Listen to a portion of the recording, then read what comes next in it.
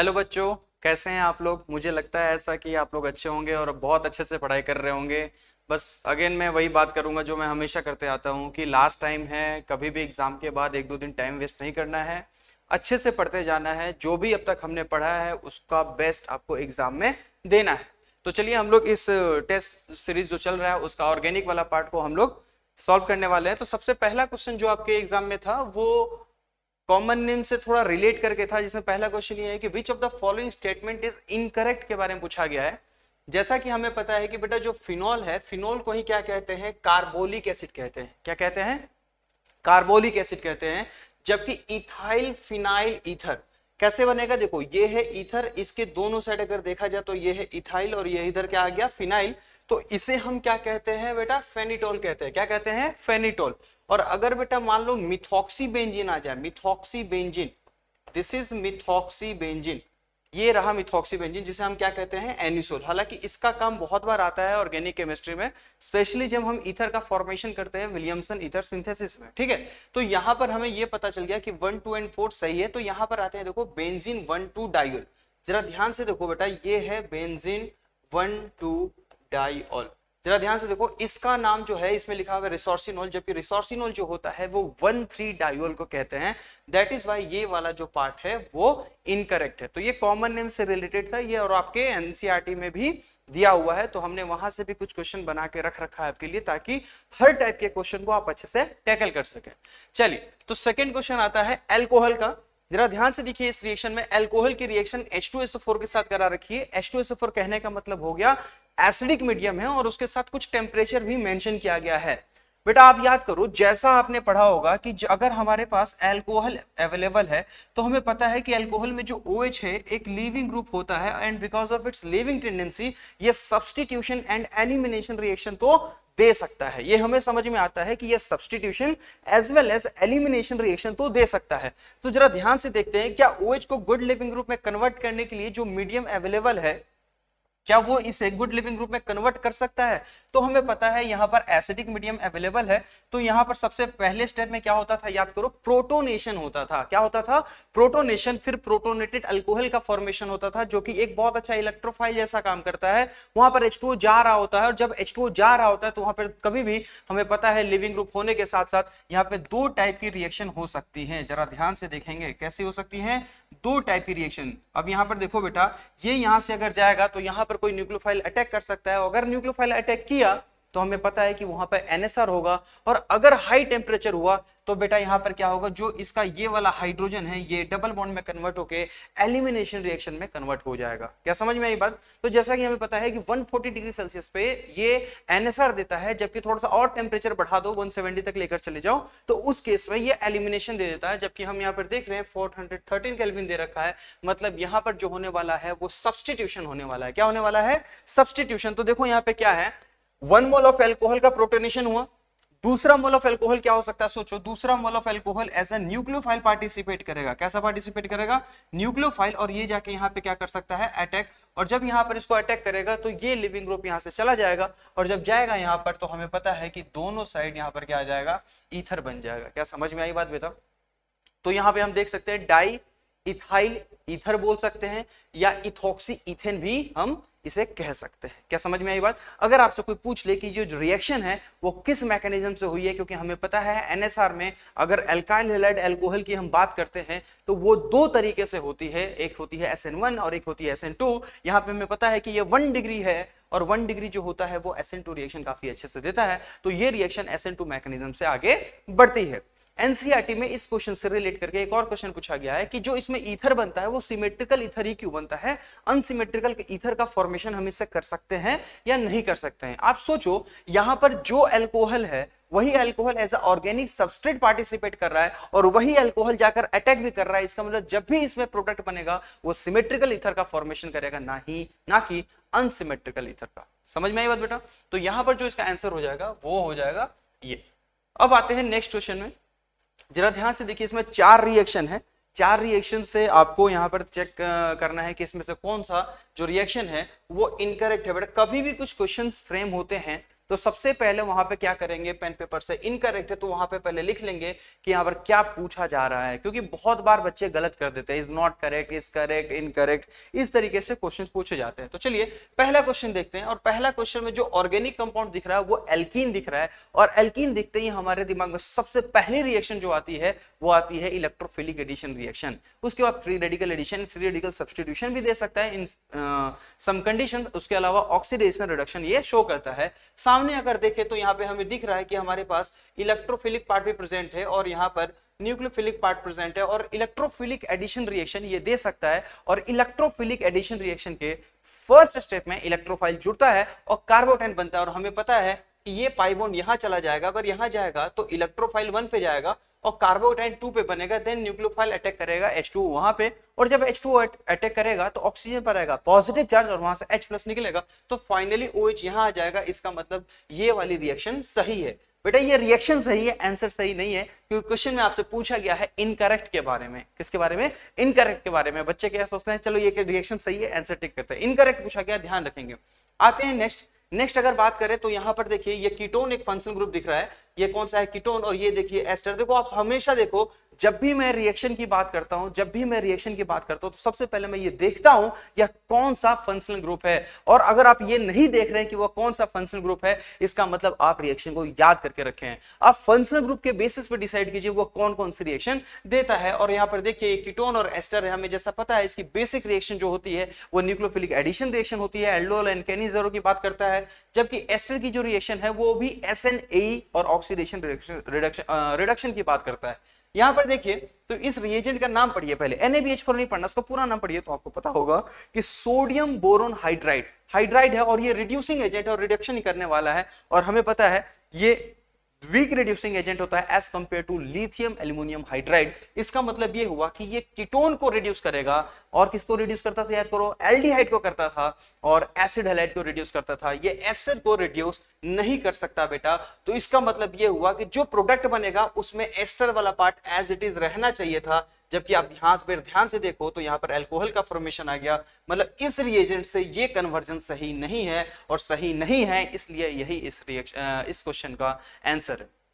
चलिए थर्ड को जरा डिस्कशन करते हैं। फिर से देखिए सोडियम बोरोन हाइड्राइड है, हमें पता है ये एल्डिहाइड, कीटोन और एसिड हैलाइड को रिड्यूस करेगा, और इन तीनों को रिड्यूस करके ये अल्कोहल में लेकर चला जाएगा। और अगर ये अल्कोहल में लेकर चला जाएगा तो देखो ध्यान से, यहाँ पर एल्डिहाइड पार्ट है, और इस एल्डिहाइड पार्ट को क्या इसने अल्कोहल में कन्वर्ट किया है? हाँ। और बाकी सारे पार्ट वैसे ही, मतलब ये भी सही रिएक्शन है। अगेन देखिए एल्कीन की रिएक्शन है, यहां पर ध्यान से देखो ये क्या है? BH3 है। इसका मतलब क्या होने वाला है? हाइड्रोबोरेशन। याद करो हाइड्रोबोरेशन दो तरीके से होता है, हाइड्रोबोरेशन ऑक्सीडेशन भी हो सकता है, हाइड्रोबोरेशन रिडक्शन भी हो सकता है। हाइड्रोबोरेशन ऑक्सीडेशन जो है वो आपको अल्कोहल वाले चैप्टर में दिखेगा, अल्कोहल के फॉर्मेशन में, जबकि हाइड्रोबोरेशन रिडक्शन जो है वो एल्डिहाइड कीटोन कार्बोक्सिलिक एसिड में दिखने वाला है। ठीक, तो हाइड्रोबोरेशन ऑक्सीडेशन में हमें पता है कि ओवरऑल अगर इस रिएक्शन की बात करें इन शॉर्ट, क्योंकि मैकेनिज्म की बात हमने क्लास में कर रखी है, तो हमें पता है कि BH3 से इसको एक तरीके से हम कंसीडर कर सकते हैं BH2H+। बेटा ये सिर्फ क्वेश्चन बताने के लिए है, ऐसा कुछ होता नहीं है कि BH2+H-, क्योंकि इसके मैकेनिज्म में 4 मेंबर साइक्लिक ट्रांजिशन स्टेट का फॉर्मेशन होता है। आप इसे कंसीडर करके इस रिएक्शन को आगे इनिशिएट कर सकते हो। और हमें पता है पाई बॉन्ड यहां टूटेगा, क्यों? क्योंकि बनने वाला कार्बोकेटायन CH पर स्टेबल है। इसका मतलब ये हुआ कि इस पर नेगेटिव, यहां पर कौन जाएगा बेटा? H चला जाएगा, और यहां पे क्या, सॉरी यहां पे BH2 चला जाएगा, और यहां पे क्या चला जाएगा? H। मतलब यहां पे मैंने क्या कर दिया? BH2 और यहां पर H। ये होता है हाइड्रोबोरेशन। और ये यहां पर 3 मोल्स अल्कीन के पार्टिसिपेट करते हैं, जिसमें ट्राई अल्काइल बोरेन का फॉर्मेशन होता है। और उसके बाद अगर देखा जाए तो यहां पर H2O2 OH- है, मतलब बेसिक मीडियम में H2O2 ले रखा है, तो ऑक्सीडेशन होता है जहां पर OH जो है इस BH2 को रिप्लेस करता है। मतलब फाइनली इस कार्बन पर OH आएगा और इस कार्बन पे H आएगा, जो कि यहां पर सही लिख रहा है। समझ में आई बात बेटा? तो ऐसे क्वेश्चन से आपके बहुत सारे कॉन्सेप्ट जो है वो रिवाइज हो जाते हैं, है ना।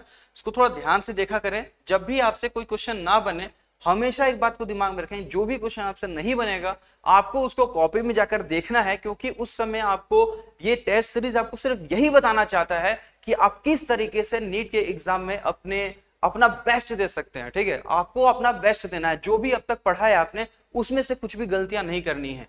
अगर आपने कोई एक्स टॉपिक छोड़ रखा है तो ठीक है, उसकी गलतियां हो सकती है, आप उस क्वेश्चन को छोड़ सकते हैं, इससे कोई दिक्कत नहीं है। लेकिन जो आपने मेहनत किया है, उस मेहनत को अगर आपने 90% पार्ट कंप्लीट किया है तो 90% आपका जाकर वहां पे सही होना चाहिए, या 10 to 90% सही होना ही चाहिए। यही आपको एग्जाम से सीखने को मिलता है, ठीक है बेटा।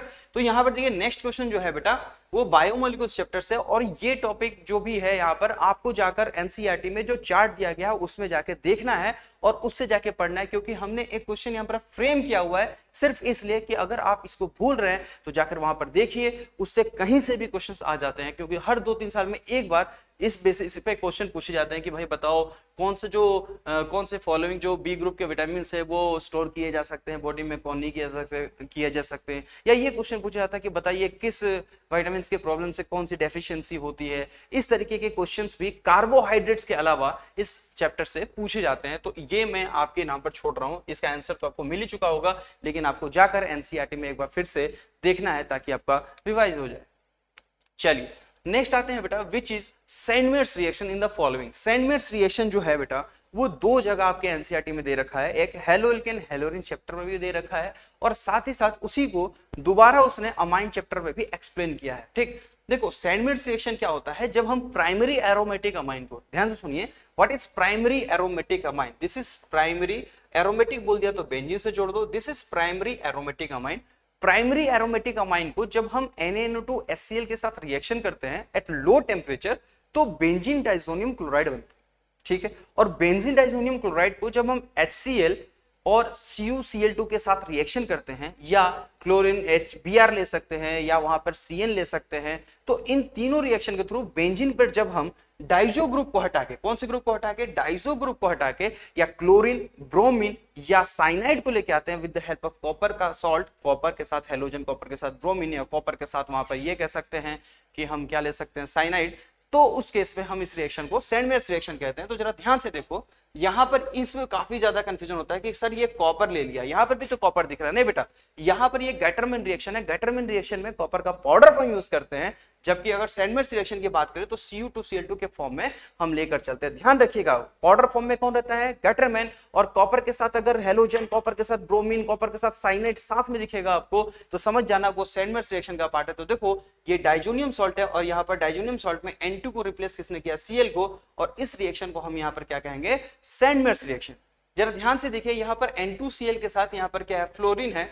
फ्लोरीन का इंट्रोडक्शन बेंजीन पर ESR से नहीं करते, किससे नहीं करते हैं, ESR, इलेक्ट्रोफिलिक सब्स्टिट्यूशन रिएक्शन, उससे नहीं करते हैं हम लोग। फ्लोरोबेंजीन अगर हमें प्रिपेयर करना है तो किसी तरीके से आप डाइजोनियम सॉल्ट बना लो, उसके बाद किससे पास करो, HbF4 से, और उसके बाद उसको हीट करो, तब जाकर आपको फ्लोरोबेंजीन मिलता है। ठीक, उसके बाद ये जैसा कि मैंने बता दिया गैटरमैन रिएक्शन। और यहां पर देखिए, यहां पर कॉपर का सॉल्ट नहीं लेते हैं, HI नहीं लेते, जैसा कि हमें पता है कि HI एक स्ट्रॉन्ग रिड्यूसिंग एजेंट है, हो सकता है वहां पर रिड्यूस कर दे, इस कारण से हम सिर्फ और KI के साथ इसको लेके बेंजीन डाइजोनियम सॉल्ट को लेकर हम रिएक्शन कराते हैं और थोड़ा सा हीट करते हैं, तो हमें दिखता है कि N2 गैस यहाँ से रिलीज हो जाता है और आयोडीन जाके लग जाता है वहां। क्या समझ में आई बात बेटा? चलिए, तो यहां पर जो इस क्वेश्चन में दिक्कत आती है मेनली वो ये आती है कि सर ये वाला था या ये वाला था। ये बच्चे को याद रहता है कि हम HCl के फॉर्म में लेते हैं, बट वो कॉपर का जो बात है वो भूल जाता है, तो यहाँ पर इस बात को जरूर ध्यान रखेंगे। चलिए नेक्स्ट हम लोग आते हैं क्वेश्चन नंबर 56, और ये है आपके IUPAC से। जरा ध्यान से देखिए, IUPAC में यहाँ पर बेंजीन रिंग आ चुका है और हमें पता है कि किसी भी क्वेश्चन में अगर आपको IUPAC को सॉल्व करना है तो आपको सिर्फ और सिर्फ पेरेंट कार्बन चेन का सिलेक्शन और नंबरिंग करो, आपका सारा कॉन्सेप्ट क्लियर हो जाएगा। पेरेंट कार्बन चेन का सिलेक्शन इसमें बहुत आसान है, क्योंकि इसमें बेंजीन दे रखा है, तो कभी भी बेटा इसको ना इस तरीके से कंसीडर नहीं करना, आप इसको इस तरीके से मान लेना, इसके ओरिजिनल स्ट्रक्चर को, जिसे हम क्या कहते हैं, रेजोनेंस हाइब्रिड, ठीक है। उसके बाद कंसीडर करके आप देखना, डबल बॉन्ड मत लेकर चलना, अगर डबल बॉन्ड लेकर चलोगे तो आप कहीं ना कहीं गलती कर बैठोगे। तो यहाँ पे हमें दिख रहा है कि कोई भी PFG नहीं है, प्रिंसिपल फंक्शनल ग्रुप नहीं है, तो हमें सिर्फ और सिर्फ यहाँ पर क्या करना है, लोएस्ट लोकेन रूल का फंडा लगाना है। और लोएस्ट लोकेन रूल का फंडा अगर लगाओगे तो तुम्हें दिखेगा कि सबसे बेहतरीन तरीके से जो लोकेंट्स मिलने वाले हैं वो कुछ 1 2 4 पर मिलेंगे। किससे मिलेंगे, 1 2 4 पे। अगर कोई बच्चे को ये लग रहा है कि सर यहां से क्यों नहीं स्टार्ट किया, तो यहां से स्टार्ट करोगे तो 1 के बाद 3 आएगा। कुछ बच्चे ये सोचेगा सर यहां से इधर क्यों नहीं किया, तो 1 के बाद 2, 2 के बाद 3 4 5, 1 2 5 आएगा, जबकि ये जो आया है 1 2 4 आया है। तो देखो 1 पे क्या है बेटा, फ्लोरो है, और एक है नाइट्रो और एक है इथाइल। और हमें पता है जब लिखते हैं तो जितने भी सब्स्टिट्यूएंट्स होते हैं उन सब्स्टिट्यूएंट्स को अल्फाबेटिकल ऑर्डर में लिखते हैं।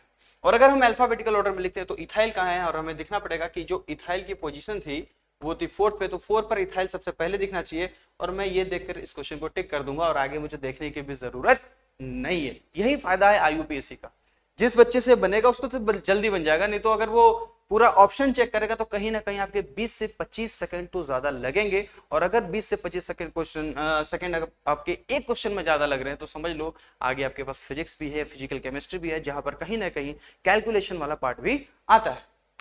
चलिए नेक्स्ट 57 नंबर क्वेश्चन देखिए, असर्शन रीजन पर बेस्ड था। यहां पे लिखा हुआ है कि alkyl chloride can be best prepared by alcohol with thionyl chloride. जरा पहले लिख लेते हैं रिएक्शन को। ऐसे क्वेश्चन में क्या करते हैं ना, स्टेटमेंट वाइज जब भी आए आपको लिख लेना चाहिए क्या बोल रहा है। अच्छा अल्कोहल बोल रहा है, थायोनिल क्लोराइड क्या होता है, SOCl2। और हमें पता है कि SOCl2 को कैसे लिखते हैं, आप लोगों ने पढ़ा होगा।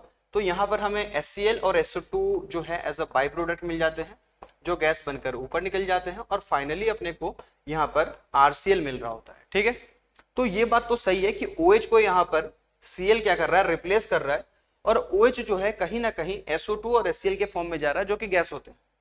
ठीक, अब ये बेस्ट तरीका तो है, सही बात है। क्यों है, alcohol with thionyl chloride give side product SO2 and HCl, जो क्या होते हैं गैसेस विच आर इजिली जो होते हैं स्केपेबल होते हैं। इस कारण से यहाँ पर ये जो SOCl2 से जो हम लोग अल्काइल क्लोराइड बनाते हैं वो बेस्ट मेथड कंसिडर किया जाता है। इसलिए असर्शन भी सही है, रीजन भी सही है, और इसका करेक्ट एक्सप्लेनेशन भी है। तो हम इसका आंसर क्या करेंगे, फर्स्ट टिक करेंगे। और ये जो है हैलोल्केन हैलोरेंस में जब आप method of preparation of alkyl halide पढ़ेंगे तो वहां पर ये आपको NCERT के पेज में दिख जाएगा, और एग्जैक्टली वहीं से ये फ्रेमिंग की गई है इस क्वेश्चन की। चलिए यहाँ पर देखिए नेक्स्ट जो पार्ट है वो है केमिस्ट्री इन एवरीडे लाइफ से। इसका भी आपको आंसर की में मिल चुका होगा, लेकिन हम लोग सिर्फ और सिर्फ आपको क्या ध्यान दिला रहे हैं कि आपके पास इस टाइप के क्वेश्चन आ जाते हैं। केमिस्ट्री इन एवरीडे लाइफ का तरीका ही यही है बेटा, हर दिन 10 मिनट दो या हर 2 दिन में 10 मिनट दो। अगर आप सोचोगे ना कि किसी याद करने वाले पोर्शन को एक दिन में याद कर ले, वो पॉसिबल नहीं है। आप टाइम भी दे दोगे, टाइम भी चला जाएगा, और अगले दिन आप देखो तो 2-3 दिनों बाद भूल जाओगे। जो याद करने वाली चीज है ना उससे हर दिन टकराओ तो शायद अपने को फायदा हो जाए। ठीक है, 3 से 4 दिन हर दिन देखते रहो तो याद हो जाए, क्योंकि हमें पता है कि इसमें ड्रग्स और मेडिसिन जो नाम है वो अपने को याद करने हैं। ठीक है, तो ये क्वेश्चन भी आपको छोड़ रहा हूं ताकि आप इसको जाके दोबारा आज देखेंगे, 15 से 20 मिनट टाइम देंगे केमिस्ट्री ने। चलिए अब आते हैं नेक्स्ट क्वेश्चन जो रिएक्शन पर बेस्ड है और जो कार्बोक्सिलिक एसिड चैप्टर से लिया गया है। तो जरा देखिए इसमें जो रिएक्शन है वो कार्बोक्सिलिक एसिड की है, अल्कोहल के साथ है और एसिडिक मीडियम है। याद करो, carboxylic acid, alcohol, acidic medium. क्या आपके दिमाग में एस्टरिफिकेशन रिएक्शन आया क्या? क्या आपके दिमाग में एस्टरिफिकेशन रिएक्शन आया क्या? तो हमें पता है कि ये जो कार्बोक्सिलिक एसिड है इसमें जब ये अल्कोहल के साथ रिएक्शन करता है in presence of acidic medium, तो यहाँ पर ये यहाँ से जाएगा और ये फाइनली यहाँ से चला जाएगा। और हम इस तरीके से याद रख सकते हैं क्योंकि इसका मैकेनिज्म जो है हमें पता है कि इस मैकेनिज्म पर बेस्ड अपने नीट में क्वेश्चन तो पूछे जाते हैं नहीं। आपको इतना ध्यान रखना है कि जो अल्कोहल का part as a nucleophile attack करता है, यहाँ से H+ निकल जाता है और फाइनली यहाँ पर एस्टर का फॉर्मेशन हो जाता है। ठीक, अब यहाँ पर एस्टर बन गया। एस्टर के बाद यहाँ पर देखो डाइबल H लिखा हुआ है और हमें पता है डाई आइसोब्यूटाइल एल्युमिनियम हाइड्राइड होता है।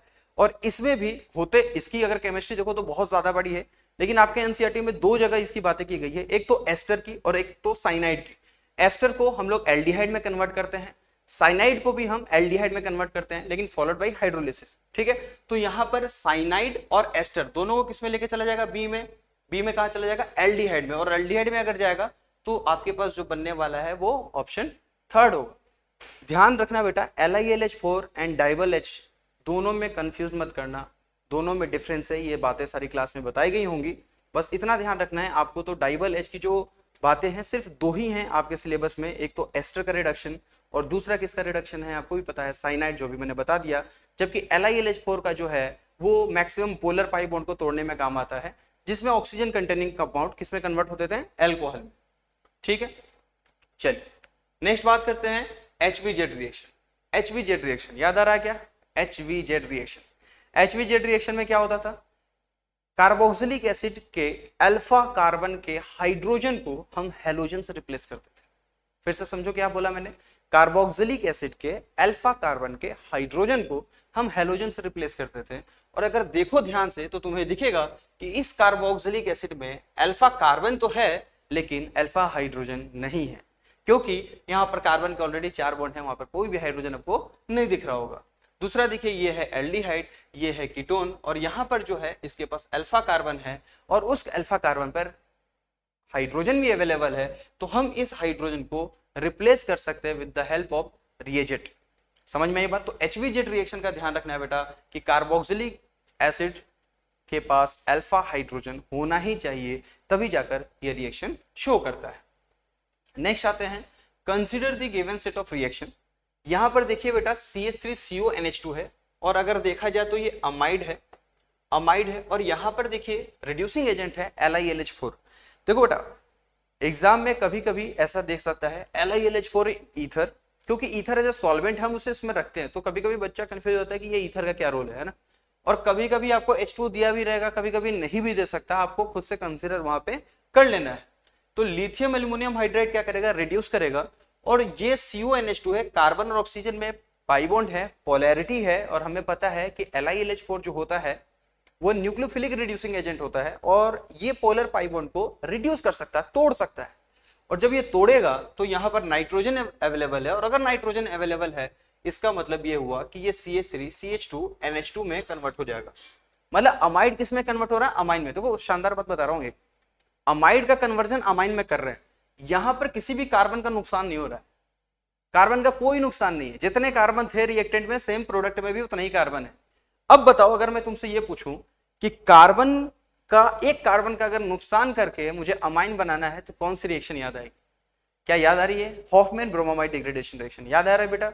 उसमें रिएजेंट क्या लेते थे, हैलोजन विद बेसिक मीडियम, और ये सेम रिएजेंट हेलो फॉर्म में भी लेते थे, याद आ रहा है ना। चलो ठीक है, तो यहां पर हमने अमाइन बना लिया, और अमाइन के बाद हमने NN2HCl लेंगे, तो हमें पता है कि यहां पर भी N2Cl बन जाएगा, जो कि गुड लिविंग ग्रुप है। क्योंकि ये बेंजीन डाइजोनियम सॉल्ट नहीं बन रहा है, इसलिए ये लो टेम्परेचर हो, कैसा भी टेम्परेचर हो, अनस्टेबल होगा, N2 निकल जाएगा, और फाइनल प्रोडक्ट के फॉर्म में यहां पर एल्कोहल का फॉर्मेशन होगा। साइड प्रोडक्ट के फॉर्म में इसमें खूब सारे कंपाउंड्स बनते हैं, जैसे Cl- भी अटैक कर सकता है, क्योंकि इसका इंटरमीडिएट क्या बनेगा याद करो, CH3 CH2 N2 positive Cl-, ये बीच में बन रहा होगा, और फाइनली यहां से कार्बोकेटायन का फॉर्मेशन हो जाएगा, और यहां पर H2O जाकर अटैक कर देगा।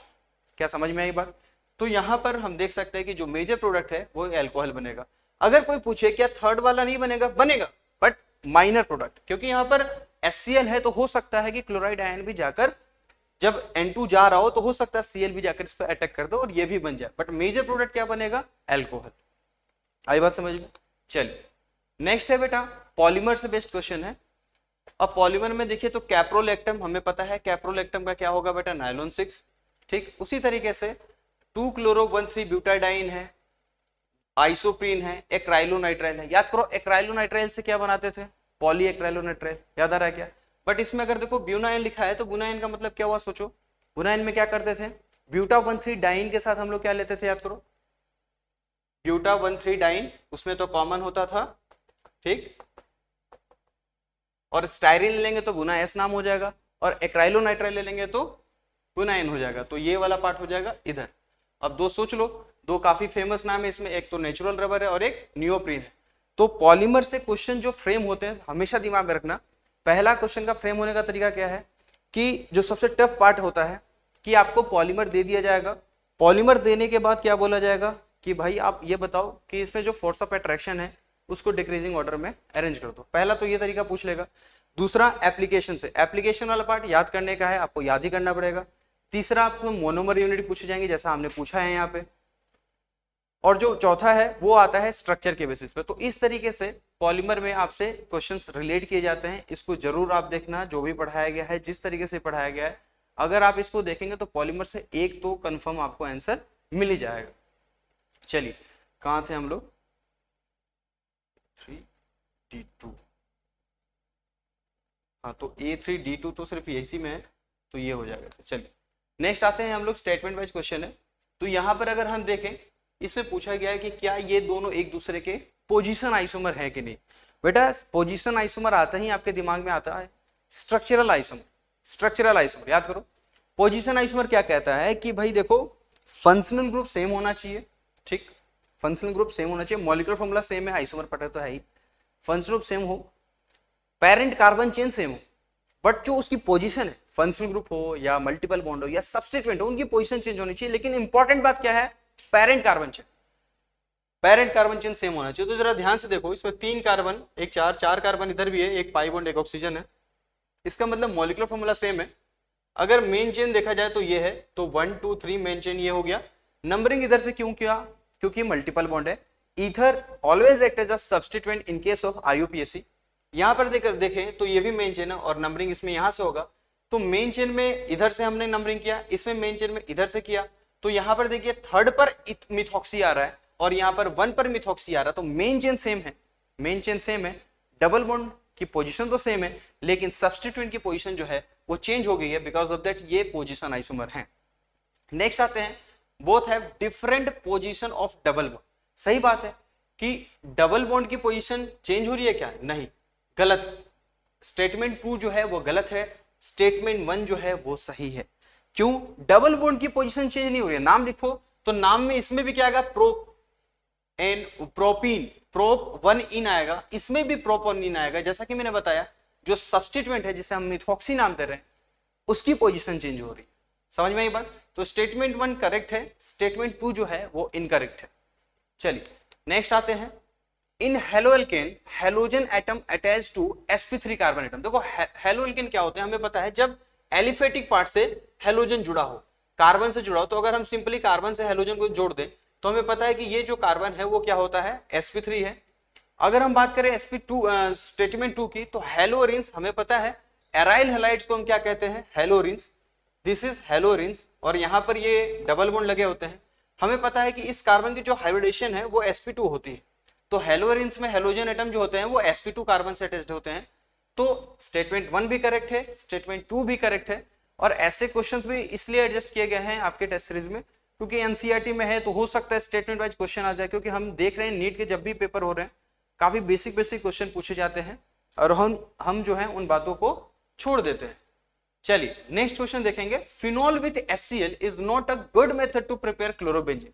ये एग्जैक्टली जो भी लाइनें लिखी हुई है ना, ये हेलोएल्केन चैप्टर से उठाया गया। ध्यान से देखिए, फिनॉल की अगर हम बात करें तो ये रहा फिनॉल, ठीक, उसके साथ हमने रिएक्शन किसी कर दी HCl, is not a good method to prepare chlorobenzene.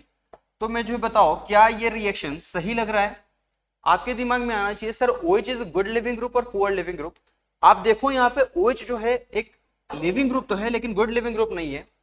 HCl यहाँ पे प्रोटोनेशन के लिए भी तैयार है, बट यहाँ एक दिक्कत है कि जो ऑक्सीजन का जो लोन पेयर है वो कार्बन ये फिनाइल रिंग के साथ रेजोनेंस में है, कॉन्जुगेशन में है, एंड बिकॉज ऑफ दैट यहाँ पर पार्शियल डबल बॉन्ड कैरेक्टर आएगा, और पार्शियल डबल बॉन्ड कैरेक्टर आने के कारण ये बॉन्ड आसानी से टूटने वाला है नहीं। इसका मतलब असर्शन जो है वो तो सही हो चुका है। सेकंड देखिए, there are partial double bond in carbon oxygen phenol which makes it very poor leaving group. सही बात है बेटा, मतलब रीजन भी सही है, असर्शन भी सही है, और उसके लिए उसका करेक्ट एक्सप्लेनेशन भी है। क्लियर है? चलिए नेक्स्ट एंड शायद ये लास्ट क्वेश्चन है ऑर्गेनिक केमिस्ट्री का। तो 1 mole of organic compound, ozonolysis से ये क्वेश्चन फ्रेम किया गया है। तो 1 mole of organic compound gives 2 moles of acetone on ozonolysis. तो पहले हम क्या करते हैं, एसीटोन बना लेते हैं। जैसा कि हमें पता है दिस इज एसीटोन और 2 मोल्स ऑफ एसीटोन है, ठीक है, ये रहा एसीटोन। अब पूछा जा रहा है ये कि आप ये बताइए कौन सा वो ऑर्गेनिक कंपाउंड था जिसके ओजोनोलिसिस से 2 मोल्स ऑफ एसीटोन बने। तो हमें पता है ओजोनोलिसिस में क्या करते हैं, डबल बॉन्ड को काट के ऑक्सीजन जोड़ देते हैं, याद आ रहा है, रिडक्टिव एंड ऑक्सीडेटिव ओजोनोलिसिस की बात होती थी। लेकिन अगर कुछ मेंशन नहीं किया गया है तो या तो प्रोडक्ट देके पहचान लो या तो रिडक्टिव मान लो। एल्कीन के केस में यहां पर एसीटोन बना है, कीटोन बना है, तो रिडक्टिव ओजोनोलिसिस हो या ऑक्सीडेटिव फर्क नहीं पड़ता है, क्योंकि दोनों केस में कीटोन फर्दर आसानी से ऑक्सीडाइज करने वाला नहीं है। तो अगर हमें इसका ये पता करना है कि किस एल्कीन से बना है, तो हम क्या करेंगे, दोनों ऑक्सीजन को हटाएंगे और डबल बॉन्ड को क्या कर देंगे, जोड़ देंगे। तो जरा ध्यान से देखो, आपको दिख रहा होगा कुछ इस तरीके से। क्या समझ में आई बात? तो इस तरीके के क्वेश्चंस आ रहे हैं आपके, जैसा कि आपने देखा कि सारे टाइप के क्वेश्चन मिक्स किए गए हैं 11th 12th दोनों के। कभी आपको ड्यूमास डेल्टल पे दिखेगा तो कभी नहीं दिखेगा, कभी आपको केमिस्ट्री एंड एवरीडे लैब से क्वेश्चन ज्यादा दिखेंगे तो कभी आपको रिएक्शन वाले पार्ट से ज्यादा दिखेंगे। तो हम लोग ये ट्राई करते हैं कि आपको सारे के सारे टाइप के क्वेश्चंस मिले। बट आपसे एक ही रिक्वेस्ट है, अगर आपसे कोई क्वेश्चन ना बने तो आप उसको यहाँ पर समझने के बाद कॉपी को जरूर निकालें और देखें कि उस कॉन्सेप्ट को जो आपने पढ़ा था उसमें क्या रह गया है जिसके कारण उस क्वेश्चन को आप सॉल्व नहीं कर पाए। तो चलिए बेटा, उम्मीद है आप अच्छे से पढ़ रहे होंगे। ऑल द बेस्ट आपके एग्जाम के लिए। नमस्कार बच्चों, चौथा मेजर टेस्ट आपका हो रहा है और जैसे कि बच्चों के मैसेज आ रहे हैं कि बहुत बढ़िया टेस्ट निकल रहे हैं, बस इसी रिदम में लगे रहो और बहुत शानदार होने वाला है आपके साथ, ठीक है ना, क्योंकि आपको सारे मोस्ट प्रोबेबल क्वेश्चन जो भी हैं वो आपके पास आ ही रहे, ठीक है ना। तो समझ लो कि यही आपका नीट का सबसे बढ़िया मॉक टेस्ट हो रहे हैं और इनको बहुत बढ़िया तरह से तसल्ली से देने, ये समझ के देने कि हम ये नीट ही दे रहे हैं, राइट। तो चलो ठीक है, आप प्रिपेयर करते रहो और सॉल्यूशन में जिसको भी दिक्कत हो ना, पूरा सॉल्यूशन देखने की जरूरत नहीं है। जिसको दिक्कत हो कि इस क्वेश्चन में सॉल्यूशन ऐसे नहीं कि ये क्वेश्चन सर ने कैसे बताया, वो वैसे नहीं, ठीक है ना। आप उतना ही देखो जितनी आपको ज़रूरत हो, जितना आपको लगता है कि आपके लिए क्रिटिकल इंपॉर्टेंट हो, जो जो गलत हुए हो आपको या लगता है कि हमको सीखने को कुछ चाहिए, तो उसके लिए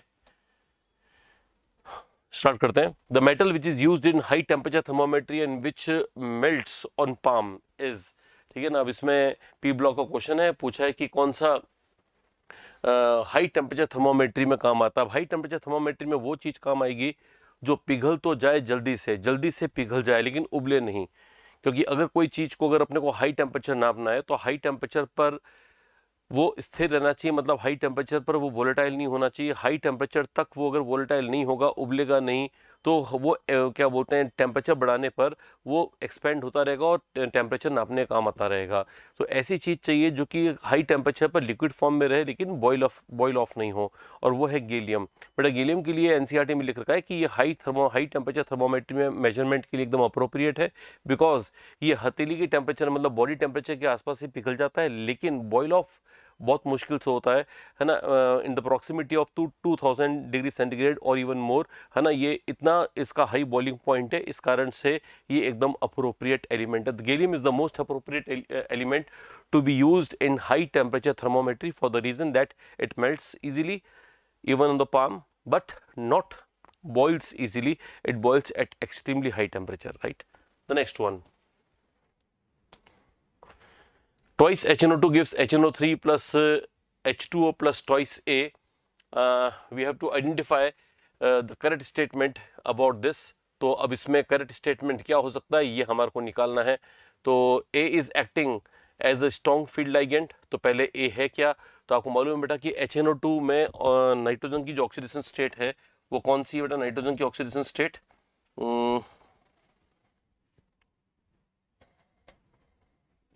यस, नाइट्रोजन की ऑक्सीडेशन स्टेट यहाँ पे निकालोगे तो +3 है, और +3 वाला जब क्या बोलते हैं डिस्प्रपोर्शनेट होता है तो ये 25 बना लेता है, मतलब ये +5 और +2 बना लेता है, ये +2 वाली स्टेट का है, यानी कि ये NO है। तो इसका मतलब ये कंपाउंड क्या होना चाहिए बेटा, NO होना चाहिए। तो अब NO के बारे में हम इससे पूछ रहे हैं कि करेक्ट स्टेटमेंट NO के बारे में क्या है। तो पहले तो आपको ये मालूम होना चाहिए कि HNO2 डिस्प्रपोर्शनेट्स into NO plus HNO3, ये आपको मालूम होना चाहिए कि HNO2 अनस्टेबल होता है और NO प्लस HNO3 में डिस्प्रपोर्शनेट हो जाता है। तो NO के लिए it is acting as a strong field ligand, the answer is yes, क्योंकि NO में N जो डोनर एलिमेंट है वो एक स्ट्रॉन्ग डोनर है, अच्छा डोनर है, इसलिए स्ट्रॉन्ग फील्ड लाइगेंड है। A is having presence in brown ring complex, brown ring complex में A की प्रेजेंस होती है, तो ब्राउन रिंग कॉम्प्लेक्स क्या होता है, FeH2O होल 5 NO SO4, ये ब्राउन रिंग कॉम्प्लेक्स, और इसमें NO प्रेजेंट है क्या भाई, तो आंसर है प्रेजेंट है, तो इसका मतलब ये भी सही है, ये भी सही है। It is the recycled product of the Ostwald process. Ostwald process क्या है बेटा, HNO3 बनाने का प्रोसेस है, HNO3 बनाने का प्रोसेस है। ये प्रोसेस को शॉर्ट में याद रखते हैं OD से, OOD से। OOD का मतलब पहले ऑक्सीडेशन, वापस ऑक्सीडेशन, फिर डिस्प्रपोर्शनेशन। पहले अमोनिया का ऑक्सीडेशन होता है प्लेटिनम की प्रेजेंस में, ऑक्सीडेशन होता है प्लेटिनम की प्रेजेंस में, तो NO बनता है।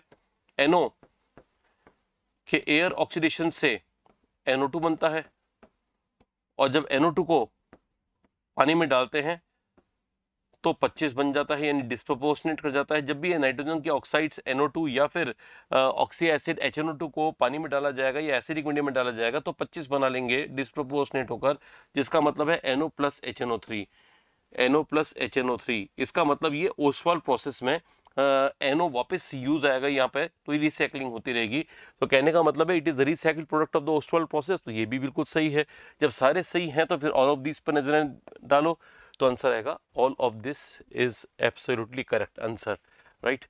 तो इसका मतलब ये हो गया कि ये सही है।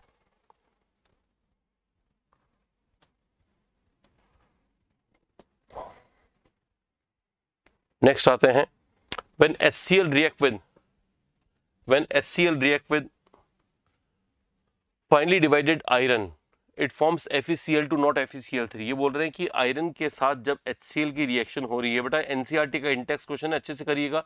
तो ये बोल रहे हैं FeCl2 बनता है, FeCl2 बनता है ना। अब रिएक्शन को देखोगे तो आयरन कि जब HCl के साथ रिएक्शन कर रहा है तो ये तो जीरो स्टेट में है और यहाँ पर +2 स्टेट में आ गया, तो इसने इलेक्ट्रॉन छोड़े होंगे, तो खाए किसने होंगे, तो H+ और Cl- में से इलेक्ट्रॉन कौन खाएगा, तो आंसर है H+ इलेक्ट्रॉन खाएगा। तो इलेक्ट्रॉन का ट्रांसफर आयरन से H+ पर हुआ है, इसलिए हाइड्रोजन गैस बनी होगी, तो H2 गैस बनी होगी इसके अंदर।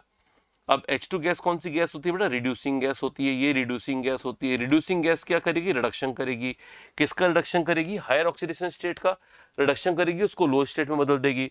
तो जब भी हाइड्रोजन बनेगा तो एक तरह से फेरिक के बनने को ये रोकेगा, क्योंकि फेरिक अगर बनेगा तो हाइड्रोजन इस पर तुरंत अटैक कर देगा, क्योंकि ये रिड्यूसिंग एजेंट है, ये इसको गोली मार देगा। गोली का मतलब इलेक्ट्रॉन फेंक देगा इसकी तरफ और इसको गोली मार के फेरस इसको बना देगा।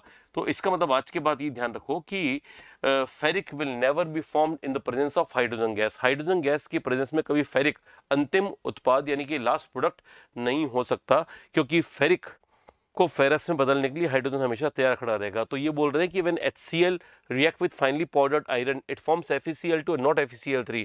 तो FeCl3 क्यों नहीं बनेगा, क्योंकि फेरिक को हाइड्रोजन ने मार दिया है, यानी हाइड्रोजन के रहते फेरिक नहीं बन सकता। ये आपको जवाब देना है। Ferrous is more stable then ferric.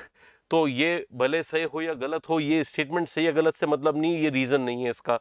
Ferrous is having half filled configuration, तो ferrous is having half filled configuration, वैसे तो स्टेटमेंट ही गलत है, क्योंकि फेरस का हाफ फील्ड कॉन्फिगरेशन होता नहीं है, it is D6 configuration. Liberation of hydrogen, hydrogen का liberation prevents the formation of FeCl3। ये बिल्कुल सही, इनडायरेक्टली बोला है लेकिन ठीक है कि FeCl3 के बनने को रोकने वाला कौन है, हाइड्रोजन गैस, क्योंकि वो रिड्यूसिंग नेचर की गैस होती है, right. The next one now, next is select the species having minimum size. हम जानते हैं कि ये जो भी एलिमेंट्स आपको दिए हुए हैं सारे F ब्लॉक एलिमेंट्स और सारे लेंथेनॉइड्स हैं, ठीक है ना। CE, PR, ND, PM, SM, EU, GD, TB, DY etcetera, ये सारे लेंथोनाइट्स होते हैं ना बेटा। अब लेंथोनाइट्स में यहाँ पर GD अपने को दे रखा है, तो एक तो GD दे रखा है, मतलब एक तो ये दे रखा है, एक PR दे रखा है, मतलब ये दे रखा है, PM दे रखा है, मतलब ये दे रखा है, और DY दे रखा है, मतलब ये दे रखा है। ये 4 दे रखे हैं। अब इन चारों में हम जानते हैं लेफ्ट राइट लेंथोनाइट कॉन्ट्रैक्शन चलता है। लेंथोनाइट्स में ही कॉन्ट्रैक्शन को लेंथोनाइट कॉन्ट्रैक्शन होता है, और लेंथोनाइट कॉन्ट्रैक्शन की खास बात है कि +3 आयंस में भी चलता है। एक बार क्वेश्चन भी आया था कि लेंथोनाइट कॉन्ट्रैक्शन किस में देखा गया है, तो ये लेंथोनाइट एलिमेंट्स में भी देखा गया और +3 आयंस में भी देखा गया है। अगर देखा गया तो लेफ्ट राइट जाएंगे तो साइज लगातार डिक्रीज होता रहेगा बेटा, थोड़ा थोड़ा डिक्रीज होगा लेकिन होगा। तो डिक्रीज होते होते सबसे इन चारों में जो मैंने अंडरलाइन किए उनमें मिनिमम किसका हो जाएगा, DY का। तो इसका मतलब DY+3 will be minimum in size. इन चारों के अंदर मिनिमम साइज किसका होगा, DY+3 का होगा। लेफ्ट राइट जाएंगे तो लेंथेनाइट कॉन्ट्रैक्शन के चलते साइज कम होता रहेगा। PR+3, PM+3, GD+3 और DY+3 में सबसे राइट में DY+3 है, इसलिए उसका साइज मिनिमम हो जाएगा, right. The answer is DY+3, option 3rd। Isostructural elements, sorry isostructural species are those which have the same shape and hybridisation, ठीक है, उनका सेम शेप और हाइब्रिडाइजेशन। और among the given species identify the isostructural pair. इनमें से आइसोस्ट्रक्चरल कौन है, पहला NF3 है, तो ये sp3 और पिरामिडल है, ये BF3 है, इसका कुछ भी मैच नहीं कर रहा। ये sp2 है और ट्रायगोनल प्लेनर है। आप जानते हैं बेटा इसमें एक लोन पेयर है, इसमें एक लोन पेयर है और इसमें एक भी लोन पेयर नहीं है, तो ये ट्रायगोनल पिरामिडल होगा और sp3 होगा, ये ट्रायगोनल प्लेनर होगा और sp2 होगा। तो ये तो मैच नहीं कर रहा है। सेकंड ऑप्शन है BF4 नेगेटिव, तो BF4 नेगेटिव का हाइब्रिडाइजेशन देखिए निकालिएगा तो sp3 आएगा और टेट्राहेड्रल आएगा। NH4+ का निकालोगे तो ये भी sp3 आएगा और टेट्राहेड्रल आएगा। तो इनमें सब कुछ मैच कर रहा है, मतलब आइसोस्ट्रक्चरल ये हैं। थर्ड देखो बेटा BCl3 है, तो इसको ट्रायगोनल प्लेनर बोलेंगे हम। हाइब्रिडेशन इसका आ रहा है sp2, हाइब्रिडाइजेशन का फॉर्मूला आपको मालूम होगा, sigma bond plus lone pair of the central atom finds the hybridisation, right. BrCl3 में Br का सेंट्रल एटम के सिग्मा कितने हैं, 3 है, और लोन पेयर इसके पास 2 बचे हैं क्योंकि कुल इलेक्ट्रॉन इसके 7 होते हैं वैलेंस में, 3 काम आ चुके तो 4 खाली बैठे हैं 2 लोन पेयर के फॉर्म में। सिग्मा 3 और 2 लोन पेयर, तो 5 का आंसर sp3d हो गया। अब sp3d हो गया तो ये तो मैच नहीं करेगा, फिर भी शेप देख लेते हैं तो इसका शेप बेंट टी शेप आएगा, इसका बेंट टी शेप होगा, और इसका शेप ट्रायगोनल प्लेनर है, तो कहीं से मैच नहीं कर रहा है, नहीं है।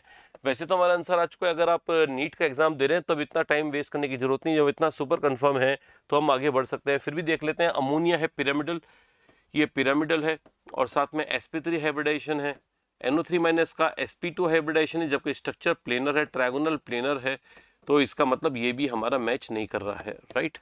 चलिए बेटा नेक्स्ट क्वेश्चन की ओर। In which of the following molecules or ions all the bonds are not equal? Not equal पूछ रहा है। XeF4 में सारे इक्वल होते हैं बेटा, क्योंकि XeF4 का स्ट्रक्चर स्क्वायर प्लेनर होता है, इसके सारे बॉन्ड बराबर होते हैं।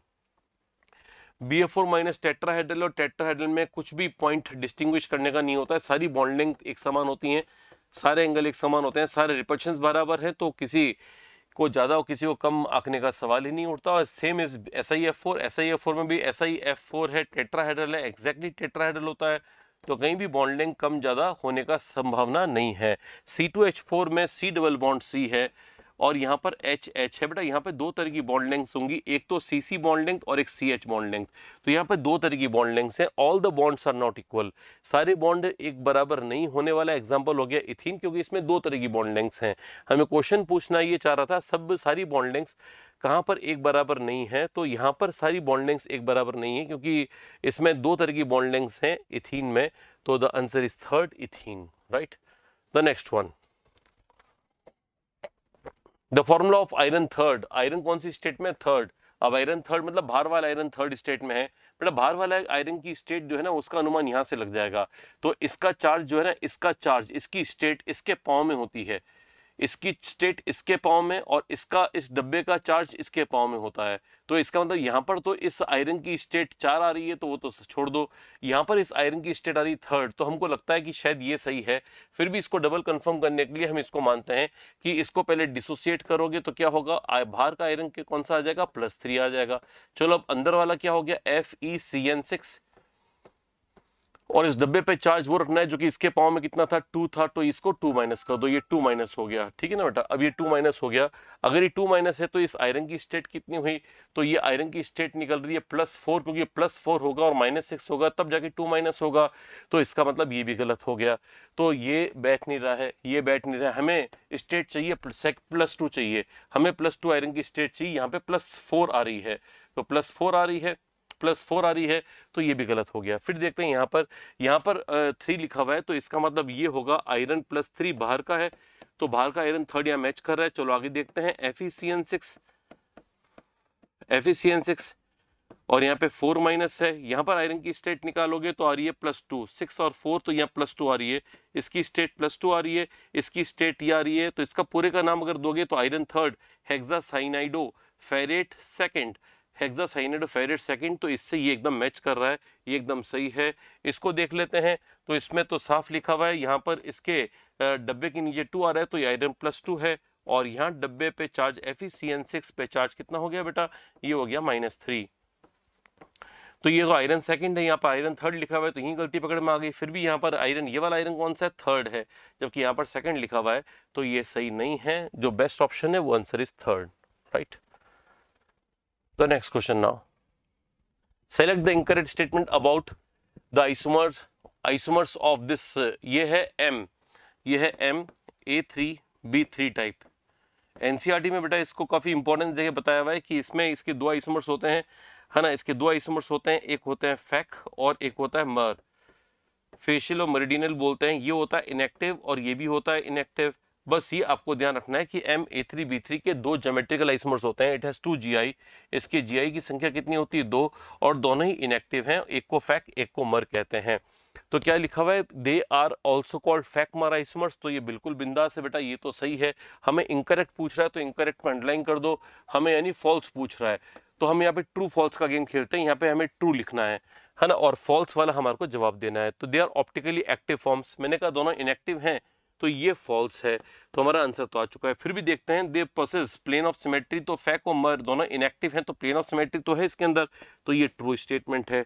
दे शोज जीआई, तो जीआई तो मैंने लिख ही दिया, ज्योमेट्रिकल आइसोमेरिज्म तो हो ही रहा है, तो ये ट्रू स्टेटमेंट है, तो आंसर इस हमारा सेकंड हो गया है। दे आर ऑप्टिकली एक्टिव, ये फॉल्स स्टेटमेंट है और मैं फॉल्स ही पूछा है, तो हमारा आंसर आ जाएगा सेकंड, राइट। नेक्स्ट क्वेश्चन की ओर बढ़ते हैं आगे। Species having same bond order are, है ना। अब देखो बेटा 14 पे बॉन्ड ऑर्डर जो आता है ना वो आता है 3, 15 पे आता है 2.5, 16 इलेक्ट्रॉन जब होते हैं तो आता है 2, 17 इलेक्ट्रॉन्स पे आता है 1.5 और 18 पे आता है 1। इसके पीछे भी चले जाएं तो ऐसे ही होता है, जरूरत पड़ेगी तो चले जाएंगे, नहीं तो ये सॉल्व करते हैं। इसमें कितने इलेक्ट्रॉन है 14, तो इसका बॉन्ड ऑर्डर है 3। इसमें इलेक्ट्रॉन्स कितने हैं 15, तो इसका बॉन्ड ऑर्डर है 2.5, 2.5 यहां से देख देख के बता रहा हूं। O2 माइनस में इलेक्ट्रॉन है 17, तो इसका बॉन्ड ऑर्डर है 1.5। और F2 प्लस 9 18 में से गया 17, तो इसमें 17 है, तो इसका ऑर्डर है 1.5। अब बोल रहे हैं किस किस का बॉन्ड ऑर्डर सेम है, तो मुझको C और D का नजर आ रहा है, तो C और D थर्ड ऑप्शन में है, इसलिए answer is third, right. Next question की ओर। Which of the following statement is correct when SO2 is passed through acidified potassium dichromate solution? जब K2Cr2O7 किस रिएक्शन जब SO2 के साथ करवाएंगे तो क्या होगा, तो ये तो रिड्यूस हो जाएगा, क्रोमियम +3 में आ जाएगा, और ये ऑक्सीडाइज हो जाएगा, SO3 बना लेगा, और SO3 जब पानी में जाता है तो सल्फेट आयन बना लेता है। SO3 पानी में जाएगा तो H2SO4 की मदद से सल्फेट आयन में कन्वर्ट हो जाएगा, यानी कुल मिला के क्रोमियम सल्फेट आपको लास्ट में मिल जाएगा, तो क्रोमियम सल्फेट मिल जाना चाहिए। सॉल्यूशन टर्न्स ब्लू, तो बेटा पहली बात तो ये ग्रीन होता है, तो सॉल्यूशन ऑरेंज से ग्रीन में कन्वर्ट हो जाना चाहिए, तो ब्लू कहां से आ गया, ये तो झूठ बोल रहा है, गलत बोल रहा है। सॉल्यूशन इज डीकलराइज, डीकलराइज नहीं होगा, कलर चेंज होगा। डीकलराइज वो होता है कलर उड़ गया है, तो उसको बोलते हैं डीकलराइज होना, ये डीकलराइज नहीं होगा, तो इसका मतलब ये भी गलत है। हमें करेक्ट पूछा है बेटा, तो इसलिए ये दो तो करेक्ट नहीं है। SO2 इज रिड्यूस, बेटा SO2 तो SO3 में ऑक्सीडाइज हुआ है, तो रिड्यूस होने वाली बात भी गलत है। और लास्ट है ग्रीन, क्रोमियम सल्फेट इस फॉर्म मैंने कहा ही था, क्रोमियम और सल्फेट का जो कंपाउंड है क्रोमियम सल्फेट बनेगा, जो कि हरे रंग का सॉल्यूशन होता है, तो green solution of chromium sulphate is formed, ये होना चाहिए, और ये दिया हुआ है, तो यही सही है। The next one, name the gas that can readily decolourise, मेरे ख्याल से इसका करेक्शन आ गया होगा, तो इसमें CO2 है ऑप्शन में, तो अब इसको देखते हैं। Name the gas that can readily decolourise acidified KMnO4 solution. अब कौन डीकलराइज कर सकता है, तो डीकलराइज KMnO4 पिंक कलर का होता है, और उसको डीकलराइज करने वाला वो होगा जो कि इसको रिड्यूस कर देगा, रिड्यूस वो करेगा जो कि खुद ऑक्सीडाइज होगा। तो SO2 can easily B oxidised है, जैसे ये क्वेश्चन पहले भी नीट में आ रखा है, तो ध्यान रखना बेटा, SO2 दूसरों को रिड्यूस कर देगा, खुद ऑक्सीडाइज होगा, रिड्यूस करके इसको Mn+2 में चेंज कर देगा, और ऐसा होते ही कलरलेस हो जाएगा। तो KMnO4 can be decolorized due to formation of Mn+2 by a reducing agent, the example of which is SO2। तो जितने भी रिड्यूसिंग एजेंट्स हैं वो ये कर देते हैं। बेटा आप जानते हो NO2 ऑक्सीडाइजिंग एजेंट है, CO2 कोई एजेंट ही नहीं है, ऑक्सीडाइजिंग रिड्यूसिंग कुछ भी नहीं है, और P2O5 भी हायर ऑक्सीडेशन स्टेट में है, इसलिए है ना इसकी रिड्यूसिंग प्रॉपर्टी कुछ भी नहीं होगी, तो इन तीनों में से कोई भी रिड्यूसिंग एजेंट नहीं, रिड्यूसिंग एजेंट ये है, और इसलिए यही हमारा आंसर होगा, right. The next one, the maximum temperature that can be achieved in the blast furnace. Blast furnace के अंदर बेटा आपने NCERT में डायग्राम देखा होगा, तो उसमें जो टेम्परेचर जोन रहते हैं, जो सबसे ऊपर जो जहां पर सबसे ज्यादा रिडक्शन की रिएक्शंस होती हैं उसको रिडक्शन जोन कहते हैं, और वहां पर टेम्परेचर होता है 10।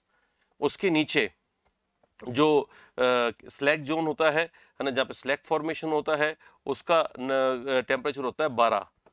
उसके नीचे का टेम्परेचर है 15, और उसके नीचे का टेम्परेचर है 21, 21, ठीक है ना। ये टेम्परेचर है। अगर आप बोलोगे सर ये क्या टेम्परेचर है, ये तो ऐसा लग रहा है कि बहुत लो टेम्परेचर है, तो बेटा मैंने 10, 12, 15, 21 ऐसे याद करने को बोला, बाकी आप 70 सब में कांस्टेंट कर दो, सब में 70, सब में 70 कर दो, सब में 70 कर दो, और इतना केल्विन कर दो, ठीक है ना। इसको कंबशन जोन कहते हैं। यहाँ का टेम्परेचर 2200 के आसपास होता है, इसका 1600 के आसपास होता है, इसका 1300 के आसपास होता है, इसका 1100 के आसपास होता है। तो नीचे वाला टेम्परेचर 2200 के आसपास मैच कर रहा है, इसलिए up to 2200 kelvin is the right answer. तो ये रिडक्शन जोन है, क्योंकि ज्यादातर रिडक्शन यहाँ पर होता है। ये वाला जो जोन है स्लैग जोन है, यहाँ पे स्लैग बन के फ्लोट करता है मॉल्टन मेटल के ऊपर। ये फ्यूजन जोन है, यहाँ पर मोल्टन मेटल इकट्ठा होता है और यहाँ पे कंबशन होता है, इसलिए कंबशन जोन है। और कंबशन जोन का टेम्परेचर ऑब्वियसली सबसे हाई होगा, ब्लास्ट एयर का यहीं पड़ता है, हॉट एयर ब्लास्ट, इसलिए इसका टेम्परेचर मैक्सिमम अटेन हो जाता है and that temperature is approximately 2200 degree, right. चलो नेक्स्ट क्वेश्चन पर आते हैं। SiF6-2 is known but SiCl6-2 is not. बताओ, ये वाला तो नोन है, ये वाला तो लोग जानते हैं, इसको लोग नहीं जानते। क्यों नहीं जानते? तो दो कारण है। एक तो Cl जो है इतना बड़ा साइज का होता है, सिलिकॉन के आसपास जो जगह होती है वहां पे बड़े बड़े Cl होंगे तो स्टेरिक हिंड्रेंस ज्यादा होगी, तो इसलिए ये आराम से अकोमोडेट नहीं हो पाएंगे। तो जो स्पेस है that is not high enough to keep the 6 large chloride ions, and that's why this kind of molecule does not exist. This is the reason number 1. Reason number 2 is poor interaction between the lone pair of Cl-। ये जो Cl- का lone pair है और इसका silicon का जो orbital है, उनके अंदर जो बॉन्ड है वो स्ट्रांग नहीं बनेगा, क्योंकि दोनों बड़े बड़े एटम हैं। जब बड़े बड़े एटम होते हैं तो बॉन्ड थोड़ा वीक बनता है, इसलिए ये आपस में इजीली इंटरेक्ट नहीं कर पाते हैं। तो 6 large chloride ions can not be accommodated. जैसे कि मैंने बोला, स्टेरिक हिंड्रेंस वाली बात साइज की लिमिटेशन के कारण, इंट्रैक्शन वाली बात मैंने बता दी, क्लोराइड आयंस और Si+4 के बीच में स्ट्रांग नहीं होता है। तो ये दोनों कारण है कि ये बॉन्ड वीक बनता है, मतलब ये कंपाउंड एग्जिस्ट नहीं करता है। फिर बोल रहे हैं ये ऑक्टाहेड्रल है और ये टेट्राहेड्रल है, तो ये तो वैसे गलत बोल रहे हैं, क्योंकि अगर ये एग्जिस्ट करता तो ये भी ऑक्टाहेड्रल होता और ये भी ऑक्टाहेड्रल होता, तो ये तो कोई रीजन हुआ नहीं। तो रीजन ये दोनों सही है, तो इसलिए हमारा आंसर जाएगा both 1 and 2।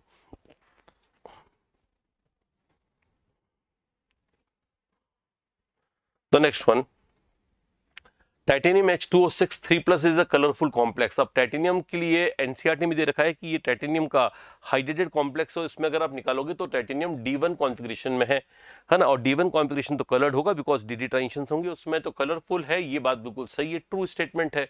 Hybridisation of this is D2sp3। इसका हाइब्रिडेशन निकालोगे तो क्योंकि H2O6 है, H2O6 दे रखे हैं अपने को, H2O6 दे रखे हैं और ये D1 है कॉन्फ़िगरेशन, तो D1 कॉन्फ़िगरेशन में तो अपने पास जगह खूब सारी पड़ी है, तो सारे पानी के मॉलिक्यूल अंदर के D ऑर्बिटल्स को ऑक्यूपाई कर लेंगे और D2sp3 हाइब्रिडेशन कर लेंगे। तो ये भी सही दे रखा है, लेकिन इनमें आपस में कोई कनेक्शन नहीं बैठ रहा है।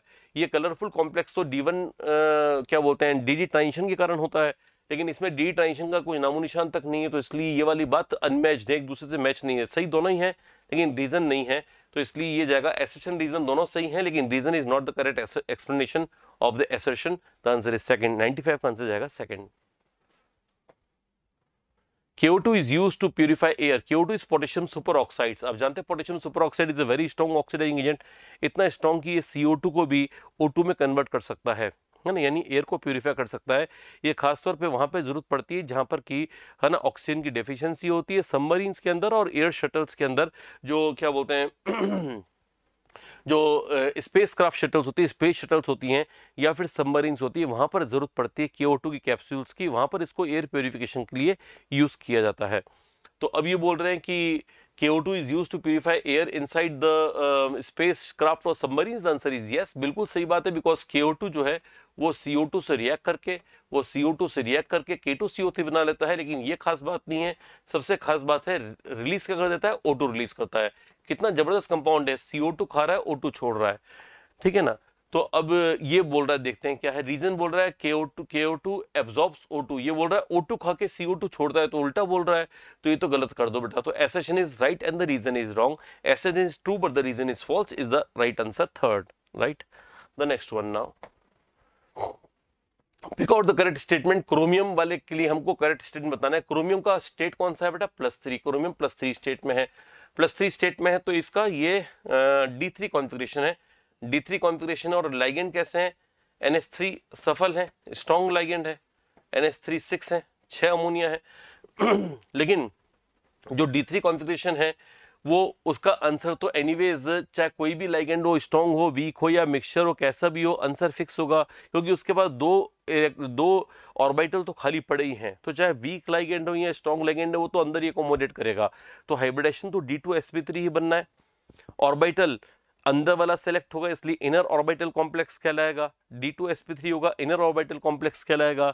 और 3 अनपेयर्ड इलेक्ट्रॉन के चलते, 3 इलेक्ट्रॉन अनपेयर्ड रहेंगे, उसके चलते ये पैरामैग्नेटिक कहलाएगा।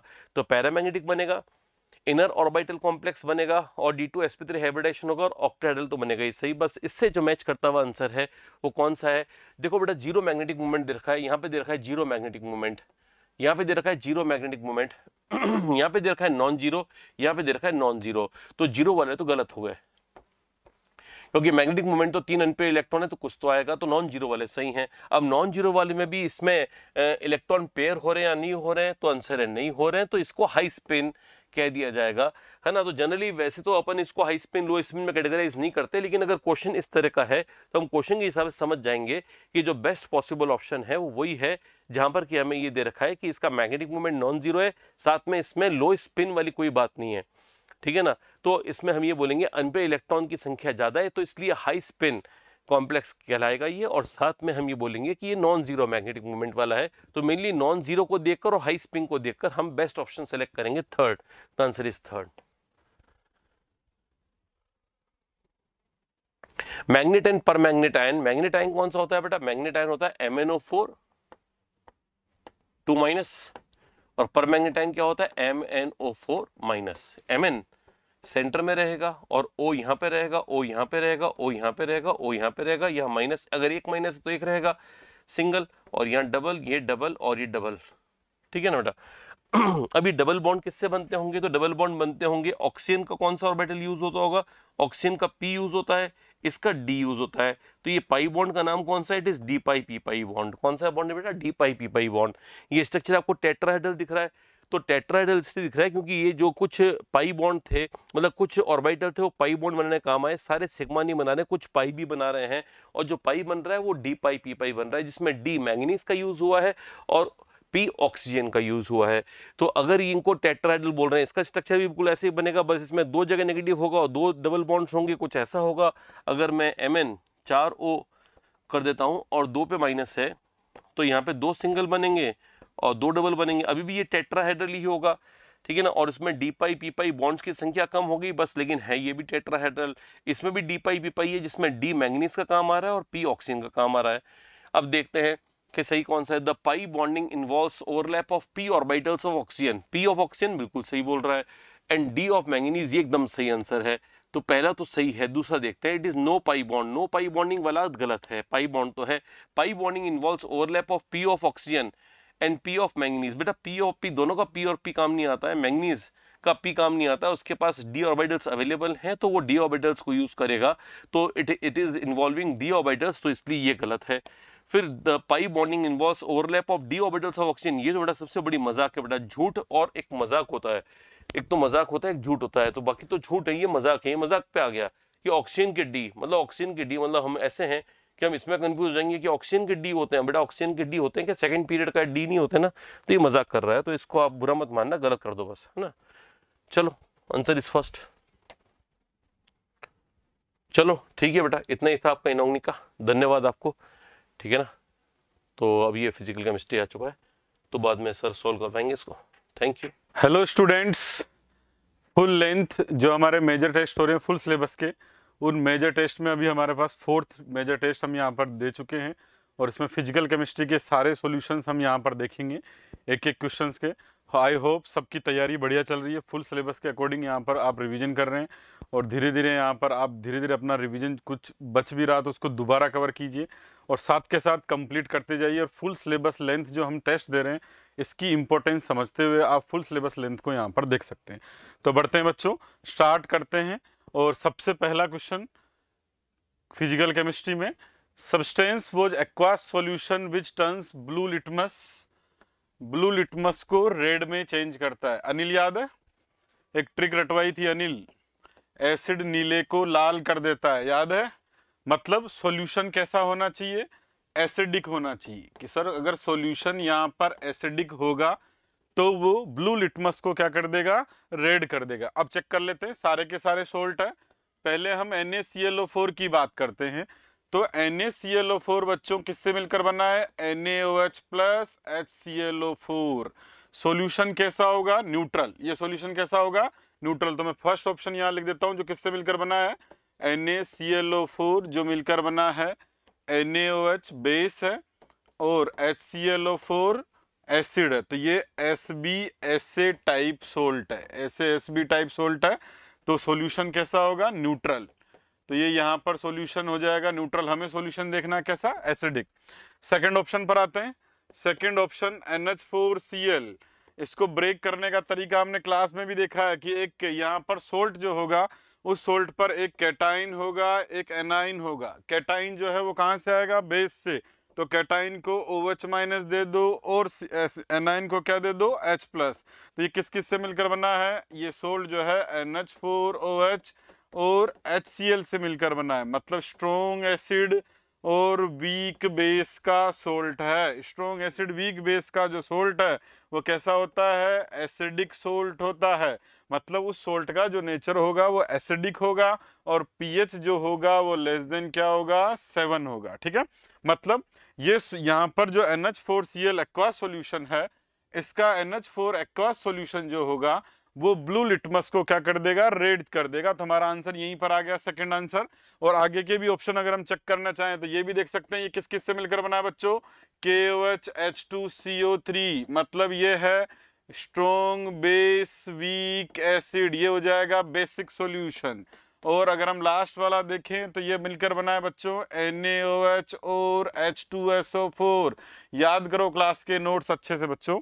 यहाँ पर एक सोल्ट के पास दो पार्ट होंगे, एक कैटाइन होगा और एक एनाइन होगा। कैटाइन को क्या चिपकाओगे, OH माइनस, एनाइन को क्या चिपकाओगे, H प्लस। तो यहाँ पर ये है स्ट्रॉन्ग बेस स्ट्रॉन्ग एसिड का सोल्ट, तो ये भी क्या होगा, न्यूट्रल होगा। और हमें कौन सा पहचानना है यहाँ पर कि हमें एसिडिक सॉल्यूशन देखना, तो एसिडिक सॉल्यूशन NH4Cl हो जाएगा। जो अगर याद करने की ट्रिक भूल भी जाए तो क्या ट्रिक है, अनिल, एसिड नीले को लाल कर देता है, कि जो हमारे पास यहाँ पर जो एसिडिक सॉल्यूशन जो होगा वो ब्लू लिटमस को रेड लिटमस में यहाँ पर ब्लू से रेड में चेंज कर देगा। बढ़ते हैं आगे। Difference between heat of reactions at constant pressure. Constant pressure पर हीट QP को हम किससे डिनोट करते हैं, डेल्टा H से। फिर कांस्टेंट वॉल्यूम जिसको हम डिनोट करते हैं किससे, डेल्टा E से, और उसको हम QV से लिखते हैं। तो बच्चों याद करो स्टेटमेंट क्या है, डेल्टा H और डेल्टा E में relation, delta H equals to delta E plus delta NgRT। अगर हम डेल्टा Ng की बात करें तो डेल्टा Ng हम कैसे निकालते हैं, number of gaseous moles of products minus number of gaseous moles of reactant, या sum of stoichiometric coefficient of gaseous product minus sum of stoichiometric coefficient of gaseous reactant.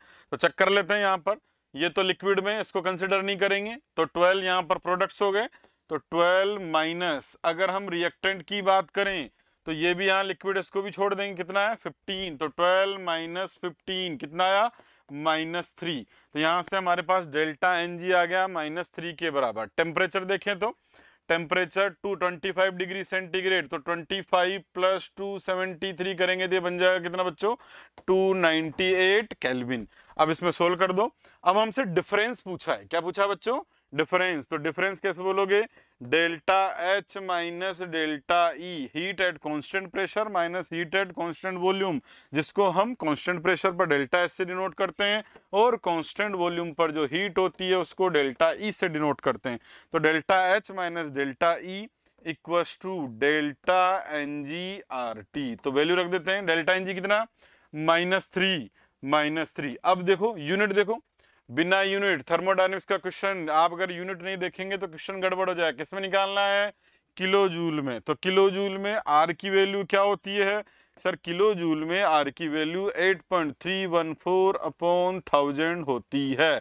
और सर अगर हम यहाँ पर टेम्परेचर देखें तो कितना है, टेम्परेचर 298 केल्विन। ठीक है, तो अगर आप इसको सोल्व करोगे तो आंसर कितना निकल कर आएगा, -7.43 किलो जूल। क्लियर है मेरी बात।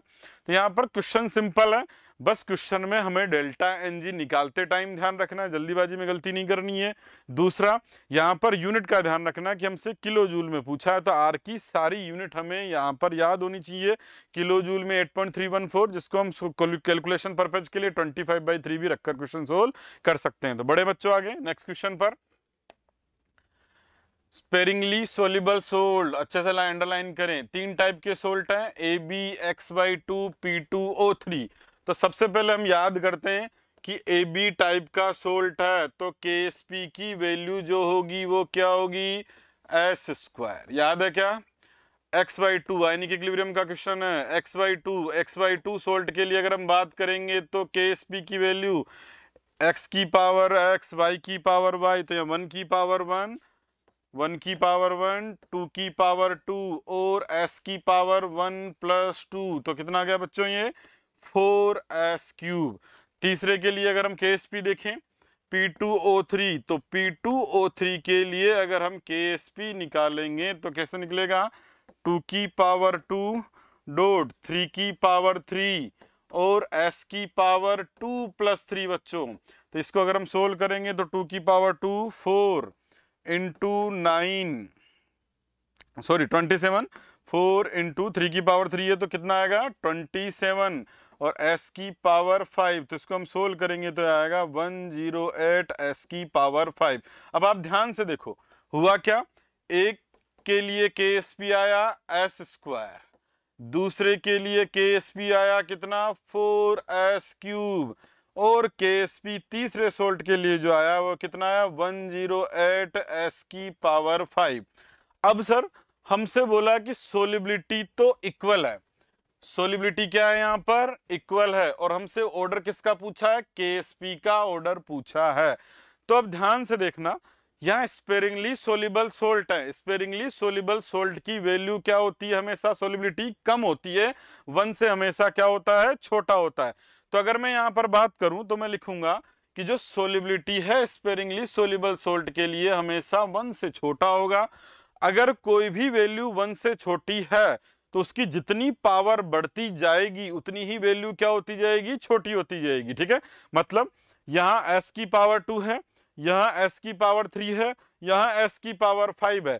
जितनी ज्यादा पावर बढ़ती जाएगी वैल्यू उतनी ही क्या होती जाएगी बच्चों, छोटी होती जाएगी। जल्दीबाजी में गलती ना करें, स्पेरिंग ये नहीं कि सर पावर ज्यादा तो वैल्यू भी बढ़ी आएगी, जितनी ज्यादा पावर होगी उतनी ही वैल्यू क्या आएगी बच्चों, कम आएगी। ऐसा इसलिए कि सर स्पेरिंगली सोल्यूबल सोल्ट के लिए हमेशा सोल्युबिलिटी कम होती है, या मैं स्पेसिफिकली बोलूँ तो सर हमेशा <1 होगी। अगर <1 होगी तो सोल्युबिलिटी की जैसे 10 की पावर -3, 10 की पावर -2, हमेशा कोई फिक्स वैल्यू आप मानकर यहाँ पर सोल्व करेंगे तो ये वैल्यू जितनी पावर बढ़ता जाएगा उतना ही क्या होता जाएगा, कम होता जाएगा। तो सबसे कम पावर किसमें, s², फिर s³, फिर s की पावर 5, मतलब सबसे ज्यादा जो KSP होगा वो AB का, फिर किसका x/2 का, फिर P2O3 का। तो ये ध्यान रखना कि यहाँ जो सोलिबिलिटी होती है बच्चों वो हमेशा <1 है, या <1 मैंने बोला है, जैसे 10 की पावर -8 है, 10 की पावर -3 है, तो जितनी पावर, जितनी यहाँ पर माइनस में जितनी ज्यादा पावर होगी उसको अगर हम और पावर चढ़ाएंगे, जैसे पावर 5 लिया तो वो वैल्यू और क्या हो जाएगी बच्चों, छोटी हो जाएगी। तो ये अपने को ध्यान रखना। बड़े आगे, तो इस टाइप से हम यहाँ पर नेक्स्ट क्वेश्चन पर बढ़ सकते हैं।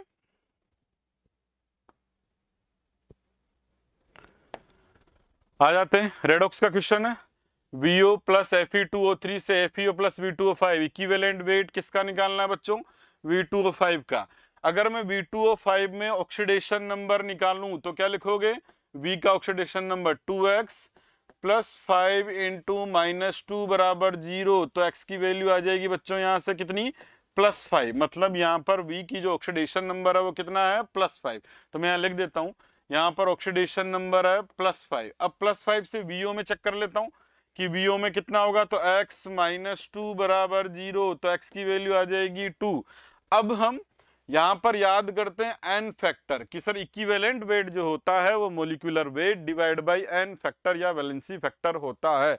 किसी रेडॉक्स रिएक्शन में अगर हम किसी भी यहाँ पर रिडक्टेंट का या ऑक्सीडेंट का अगर हम यहाँ पर n फैक्टर निकालते हैं तो हम क्या बोलते हैं, total number of electron exchange bye 1 mole of that compound. तो यहाँ पर 1 मोल के द्वारा कितने इलेक्ट्रॉन का चेंज हो रहा है उसी को क्या बोलेंगे, उसका n फैक्टर। तो +5 से +2 गया, कितने का चेंज, 3 का, कितने का चेंज, 3 का।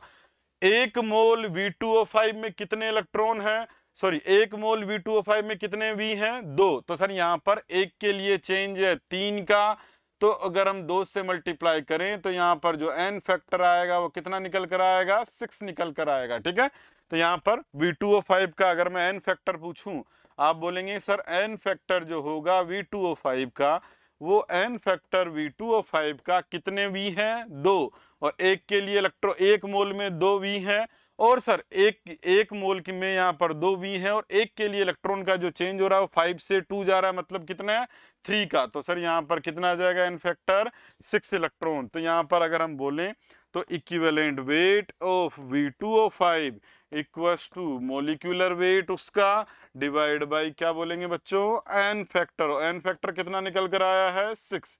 तो हम लिखेंगे मोलिकुलर वेट डिवाइड बाई 6। तो ये हमारा आंसर आ जाएगा, कौन सा आ जाएगा, मोलिकुलर वेट डिवाइड बाई 6। बढ़ते हैं नेक्स्ट क्वेश्चन पर। Atomic structure, the transition of electron in H atom that will emit. देखो वर्ड याद करो, इमिट मतलब हायर से लोअर आना, और एनर्जी क्या होनी चाहिए, मैक्सिमम होनी चाहिए। तो अगर हम यहाँ पर बात करें तो ये यहाँ पर सक्सेसिव डिफरेंस है। देखो 2 से 3, फिर 5 से 6, 4 से 5, और इनफाइनाइट से 2, तो ये सबसे बड़ा डिफरेंस होगा। तो ये तो सीधा सीधा समझ में आ रहा है, इन्होंने एक इनफाइनाइट से 2 दिया, तो सर हमेशा लोअर से हायर, लोअर से हायर, लोअर से हायर। तो सर ऑप्शन तो सारे ही करेक्ट हैं। यहाँ पर हमें ये देखना है कि सर मैक्सिमम एनर्जी किस में होगी। तो अगर एनर्जी याद है तो अच्छी बात है, नहीं भी याद है तो आप ऐसे सोचें, इनफाइनाइट से 2 का जो डिफरेंस होगा वो 3.4 का डिफरेंस होगा, वो मैक्सिमम डिफरेंस होगा। अब इस क्वेश्चन में और क्या बोल सकता था, मैक्सिमम एनर्जी, मिनिमम वेवलेंथ भी पूछ सकता था, किसमें मिनिमम वेवलेंथ होगी। यहाँ पर मैक्सिमम आपसे फ्रीक्वेंसी भी पूछ सकता था। इस क्वेश्चन को डायरेक्टली एनर्जी में ना पूछकर हमसे फ्रीक्वेंसी और वेवलेंथ में भी पूछा जा सकता। जिन बच्चों ने अभी भी एनर्जी लेवल्स याद नहीं किए, याद कर ले भाई, कम से कम हाइड्रोजन के 6 एनर्जी लेवल तो याद रखें, -13.6, -3.4, -1.51, -0.85। क्लास में मैंने अच्छे से रटवाया, आप अभी भी इनको याद करें, 0.54, -0.38, और इनफाइनाइट पर जो एनर्जी होगी वो कितनी होगी बच्चों, 0 होगी। तो ये यहाँ पर n equals to 1, n equals to 2, n equals to 3, n equals to 4, n equals to 5, n equals to 6, और ये n इक्वल्स टू इनफाइनाइट। तो आप डिफरेंस लेके देखेंगे तब भी समझ में आएगा। बाकी हमने क्लास में इतने अच्छे से याद किया है कि इनफाइनाइट से अगर हम डिफरेंस लेंगे तो हमेशा एनर्जी डिफरेंस क्या होगा बच्चों, आपस में सक्सेसिव डिफरेंस से ज्यादा होगा। बढ़ते हैं आगे नेक्स्ट क्वेश्चन पर। मोल कंसेप्ट, सिंपल मोल निकाल लें, 88 ग्राम। कौन सा फॉर्मूला लगेगा मोल का, गिवन मास अपॉन मोलर मास। तो moles of CO2 given mass कितना, 88, मोलर मास CO2 का 44, कैसे आया, 12 + 2 × 16, तो 44 करेंगे तो यहाँ पर ये वैल्यू निकल कर आएगी बच्चों कितने, 2 मोल। मतलब पहले में तो हमारे पास आंसर कितना आया, सेकंड, तो ये पहले में हमने सेकंड मार्क कर दिया। फिर नंबर ऑफ मोलिक्यूल्स दिए, नंबर ऑफ मोलिक्यूल्स पर अगर हमसे मोल पूछा जाए तो moles of H2O equals to number of molecules divide by Na।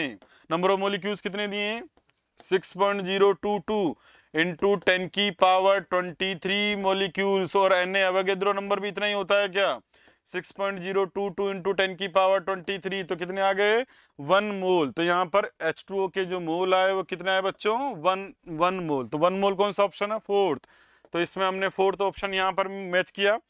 तीसरा क्वेश्चन, STP NTP पर किसी गैसियस सब्सटेंस का वॉल्यूम दिया हो तो मोल का फॉर्मूला बोलें, कि सर मोल का फॉर्मूला होगा गिवन वॉल्यूम अपॉन, यहाँ पर हम लिखेंगे 22.4। तो गिवन वॉल्यूम कितना है, 5.6 अपॉन 22.4। इसको अगर हम ब्रेक करेंगे तो 1/4 मोल, 1/4 मोल को हम रिप्रेजेंट करेंगे 0.25 मोल से।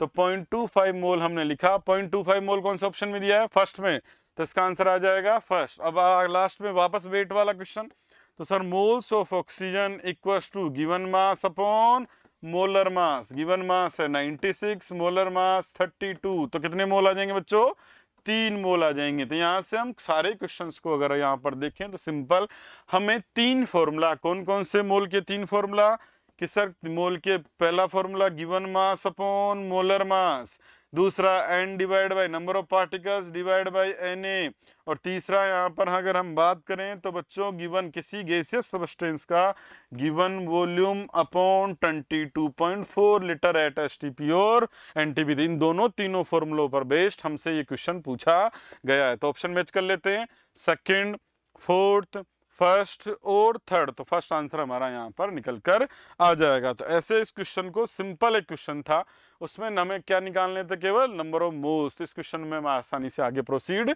कर सकते हैं। बढ़ते हैं आगे। कौन से ऑर्डर की रिएक्शन है? Chemical kinetics, zero order reaction. Initial amount हमें दिया है रिएक्टेंट का 20 ग्राम, हाफ लाइफ दिया है 30 मिनट, और अमाउंट हमसे पूछा है रिएक्टेंट का लेफ्ट आफ्टर 60 मिनट।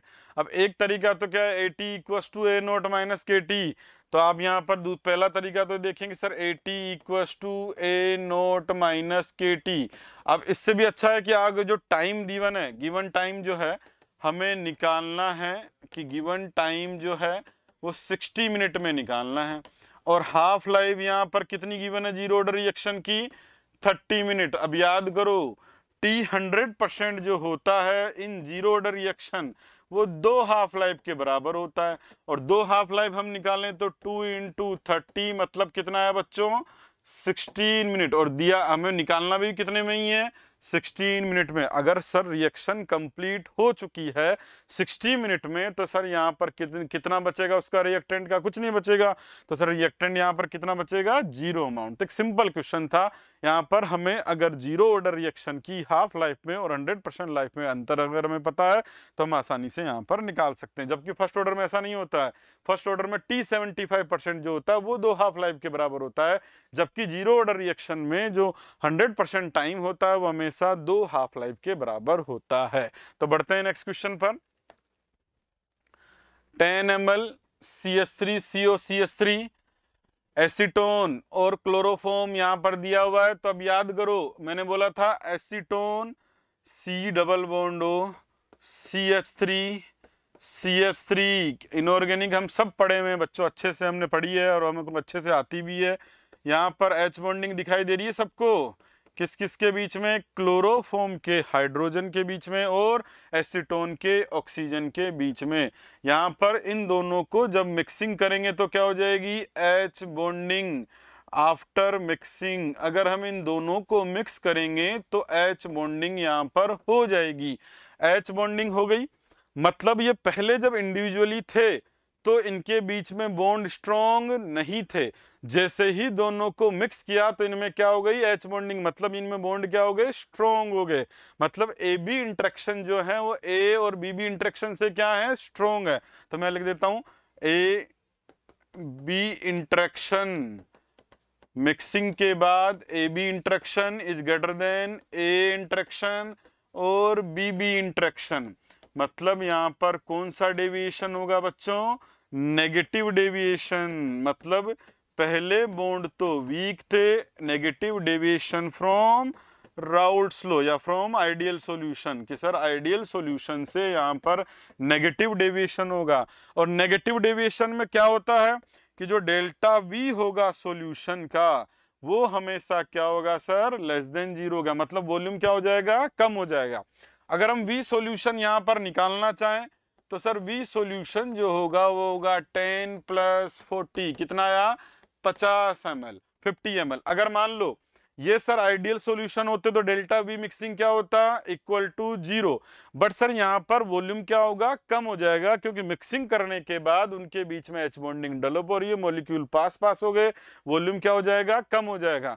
तो हमें वॉल्यूम कितना मिलना चाहिए था, 50 ml। तो 50 ml से क्या मिलेगा सर, अपने को कम मिलेगा। तो सिंपल सॉल्यूशन चैप्टर का बेसिक प्रिंसिपल पर बेस्ड क्वेश्चन है कि सर नेगेटिव डेविएशन में हमेशा वॉल्यूम क्या हो जाता है, कम हो जाता है।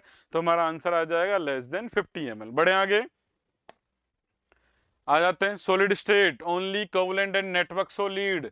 तो सर हम बात करें नेटवर्क सॉलिड, SiO2 का 3D स्ट्रक्चर होता है पूरा, अच्छे से हम जानते हैं, इनऑर्गेनिक में भी हमने पढ़ा है। ये स्ट्रक्चर इसका पूरा का पूरा हम यहाँ पर लिख सकते हैं कि सर ये जो स्ट्रक्चर होता है ऐसे टाइप का स्ट्रक्चर होता है, 3D स्ट्रक्चर होता है। तो ये यहाँ पर हम आसानी से बता सकते हैं कि एक पूरा कोवलेंट सॉलिड है, और कोवलेंट सॉलिड का यहाँ पर एक स्ट्रक्चर होता है, ये OSI एक SiO2 3D स्ट्रक्चर ऐसा बनाता है, तो हम इसको आसानी से यहाँ पर बता सकते हैं। तो ये हमने पढ़े हुए हैं कोवलेंट सॉलिड। SiC में भी यही होता है, तो हमारा आंसर निकल कर आ जाएगा SiO2, SiC और डायमंड। तो सिंपल क्वेश्चन है जिसमें हम आसानी से बता सकते हैं कि सर SiO2 एक नेटवर्क सॉलिड बनाता है, SiC और डायमंड एक नेटवर्क सॉलिड यहाँ पर हमसे बनता है। बढ़े आगे। हाईली कंसंट्रेटेड इलेक्ट्रोलाइसिस, इलेक्ट्रोकेमिस्ट्री का क्वेश्चन है। Highly concentrated H2SO4, highly concentrated H2SO4 का हमें यहाँ पर क्या कराना है, इलेक्ट्रोलाइसिस करवाना है। तो एनोड पर हमसे प्रोडक्ट पूछा है, तो एनोड पर कौन कौन होगा, एक तो सर SO4 2- आयन होगा और वाटर होगा। अब इसने क्या बोला, कंसंट्रेटेड है, हाईली कंसंट्रेटेड, तो SO4 2- का क्या होगा, ऑक्सीडेशन। वाटर का वहां पर ऑक्सीडेशन नहीं होगा, ये हमने याद कर चुका है। कंसंट्रेटेड सॉल्यूशन लेने की वजह से या कंसंट्रेशन चेंज करने की वजह से इलेक्ट्रोलाइटिक सॉल्यूशन में हमेशा प्रोडक्ट क्या हो जाते हैं बच्चों, चेंज हो जाते हैं। तो यहाँ पर अगर SO4 2- का अगर हम बात करें तो किस में कन्वर्ट होता है बच्चों, ये H2O8 2- में यहाँ पर ये कन्वर्ट होता है, ये ऑक्सीडेशन होता है 2SO4 2- से, यहाँ पर इसका ऑक्सीडेशन होता है, और ये हम यहाँ पर 2 इलेक्ट्रॉन लिख सकते हैं। ठीक है, तो ये रिएक्शन आपको याद होगा, मैंने स्ट्रक्चर भी बनाया था कि यहाँ पर H2O8 2- का स्ट्रक्चर जो होता है वो ऐसा स्ट्रक्चर होता है।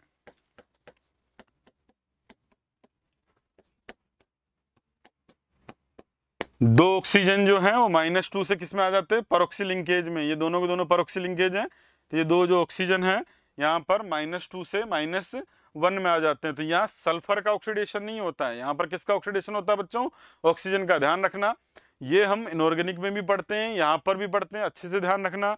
SO4 2- में भी सल्फर +6 में है, और H2O8 2- में भी सल्फर +6 में है, बट यहाँ पर सल्फर का ऑक्सीडेशन नहीं होता है।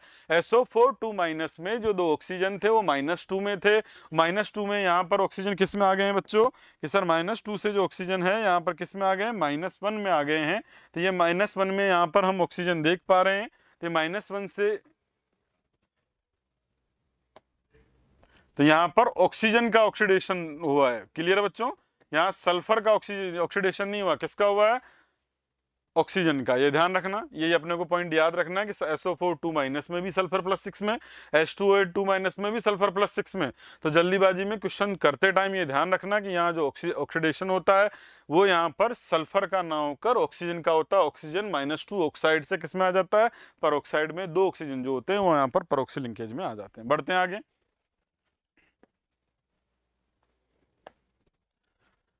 ये भी डाटाबेस क्वेश्चन है, 7 क्रिस्टल सिस्टम, जिसको हम याद करते हैं ट्रिक से, क्यूट और HMT। तो वो ट्रिक आप याद करेंगे तो आपको याद आ जाएगा कि यहाँ पर तीनों लेंथ इक्वल नहीं है, अल्फा बीटा अल्फा गामा 90 के बराबर, तो कौन सी स्ट्रक्चर होता है, monoclinic.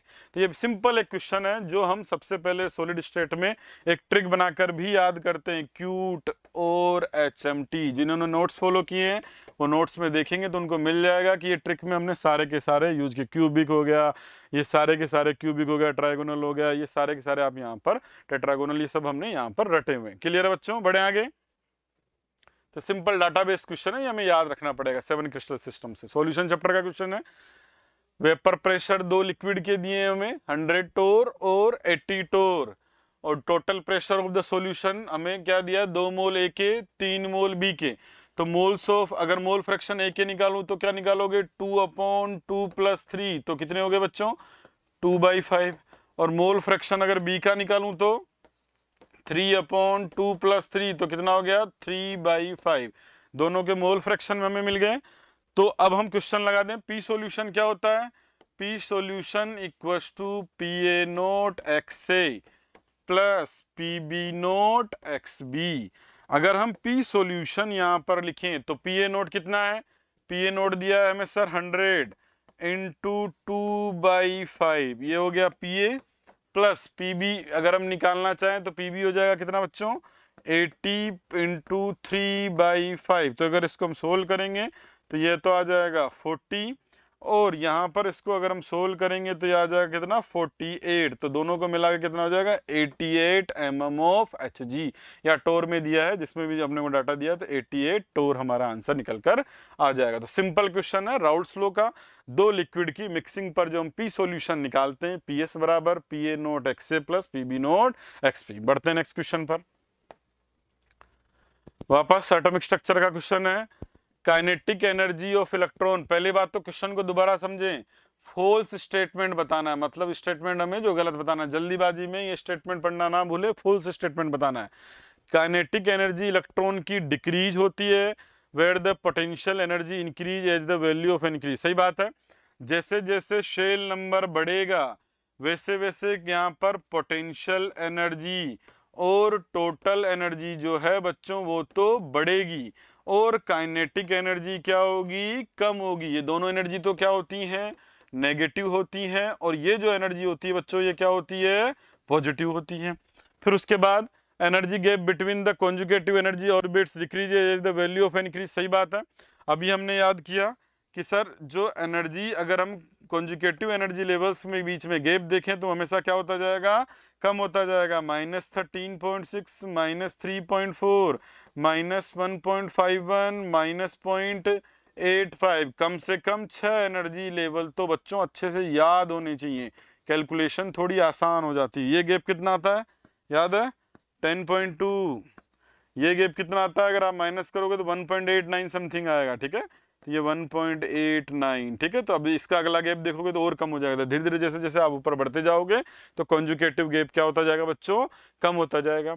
Velocity of electron decreases from n shell, तो n K L M N, तो मतलब यहाँ पर n की वैल्यू तो हो गई 4 और KL यहाँ पर अगर हम बोलें तो n की वैल्यू 2। अब हम वेलोसिटी ऑफ इलेक्ट्रॉन का फॉर्मूला लिखें क्या, वेलोसिटी ऑफ इलेक्ट्रॉन का फॉर्मूला होता है 2.18 इंटू 10⁶ इंटू Z/n। वेलोसिटी जो होती है वो n के इनवर्सली प्रोपोर्शनल होती है। मतलब हम अगर ज्यादा शेल नंबर से कम शेल नंबर पर आएंगे तो वेलोसिटी बढ़नी चाहिए, जबकि उसने क्या बोला, वेलोसिटी डिक्रीज हो रही, मतलब ये स्टेटमेंट गलत है। हमारा आंसर क्या हो जाएगा बच्चों, यही हो जाएगा। Number of waves made by electron, याद करो de Broglie statement 2πr = n lambda.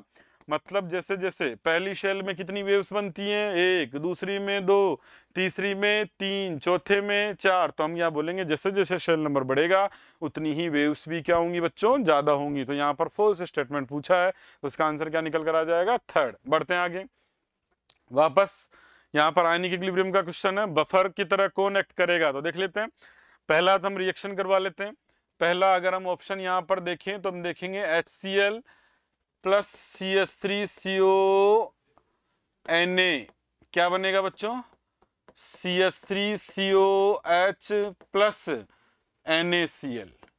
अब चेक कर लेते हैं एक बार, क्या रेशो दिया है, 1:2, तो ये 1 ये 2, ये लिमिटिंग रिएजेंट है, यहाँ पर Lr है, तो ये कुछ भी नहीं बचेगा, ये 2 - 1 मतलब कितना बचेगा, 1, और ये भी कितना बचेगा बच्चों, 1। मतलब सॉल्यूशन में कौन है, एक वीक एसिड, और उसी वीक एसिड का स्ट्रॉन्ग बेस के साथ सोल्ट हो तो कौन सा बफर होता है, एसिडिक बफर सॉल्यूशन। कौन सा बफर होता है बच्चों, एसिडिक बफर सॉल्यूशन। ये तो सही है सर, पहला चेक कर लिया हमने। दूसरा भी चेक कर लेते हैं।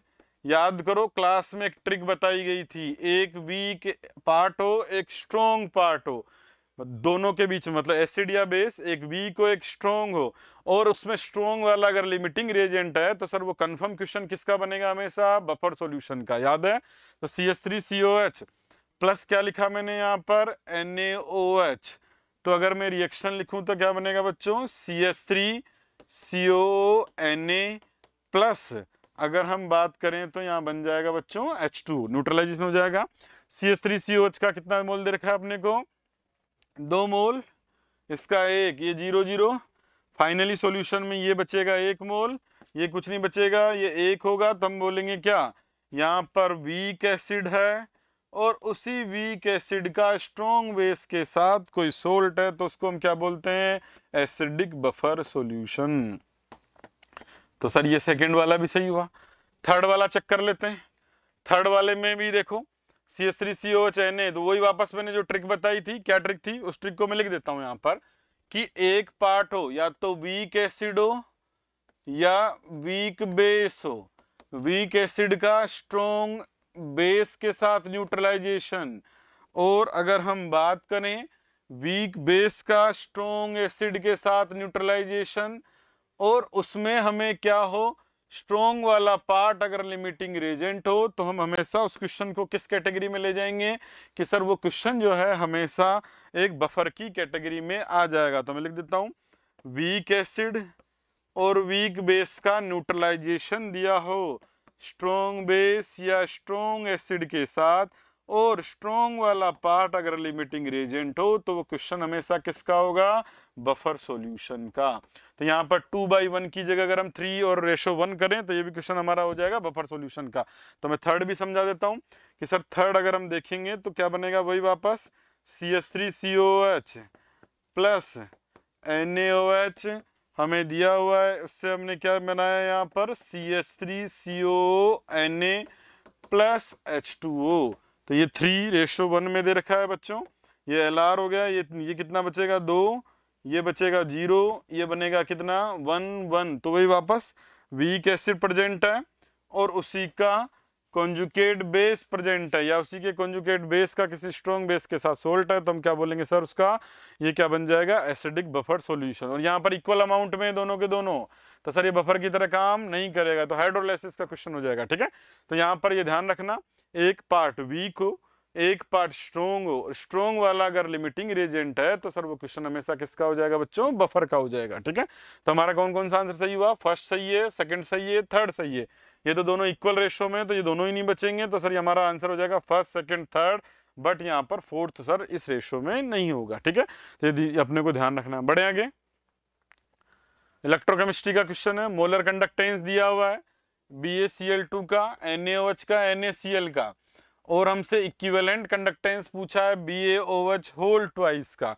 तो पहले तो मोलर कंडक्टेंस निकाल लेते हैं, और याद करो स्टेटमेंट, अगर हम मोलर कंडक्टेंस निकाल रहे हैं, मोलर कंडक्टेंस कैटाइन और एनाइन से, तो हमें कैटाइन और एनाइन के नंबर का भी ध्यान रखना पड़ेगा। तो देख लेते हैं कैसे निकालें, देखते हैं कि sir lambda molar limiting molar conductance infinite dilution पर अगर हमें किसका निकालना है बच्चों, BaOH होल ट्वाइस का, तो सर ये BaOH होल ट्वाइस का, BaOH होल ट्वाइस में एक तो Ba+2 है और 2 OH माइनस है। ध्यान से सुनना, एक तो Ba+2 है और 2 OH माइनस। जब मोलर कंडक्टेंस को मोलर कंडक्टेंस की टर्म में सोल्व कर रहे हैं तो कैटाइन और एनाइन के नंबर का ध्यान अपने को रखना पड़ेगा। ठीक है, तो यहाँ पर BaCl2 से मुझे मिल गया तो मोलर कंडक्टेंस इनफाइनाइट डाइल्यूशन पर लिमिटिंग मोलर कंडक्टेंस BaCl2 का प्लस Ba+2 तो मिल गया, कितने OH चाहिए, 2, तो 2 NaOH कर दूं क्या, तो मोलर कंडक्टेंस इनफाइनाइट पर 2 × NaOH कर दिया। फिर उसके बाद यहाँ पर देखो कौन कौन एक्स्ट्रा आ गया कि सर 2 OH आ गए, 2 Ba आ गए, 2 Cl एक्स्ट्रा है, 2 Na एक्स्ट्रा है, तो सर 2 NaCl क्या कर दो, माइनस कर दो। तो sir 2 × molar conductance infinite solution पर NaCl क्या क्या कर देंगे, माइनस कर देंगे। तो अपन यहाँ पर वैल्यू रख देते हैं, मोलर कंडक्टेंस इनफाइनाइट डाइल्यूशन पर या लिमिटिंग मोलर कंडक्टेंस हमारे पास BaOH होल ट्वाइस का निकल कर आया।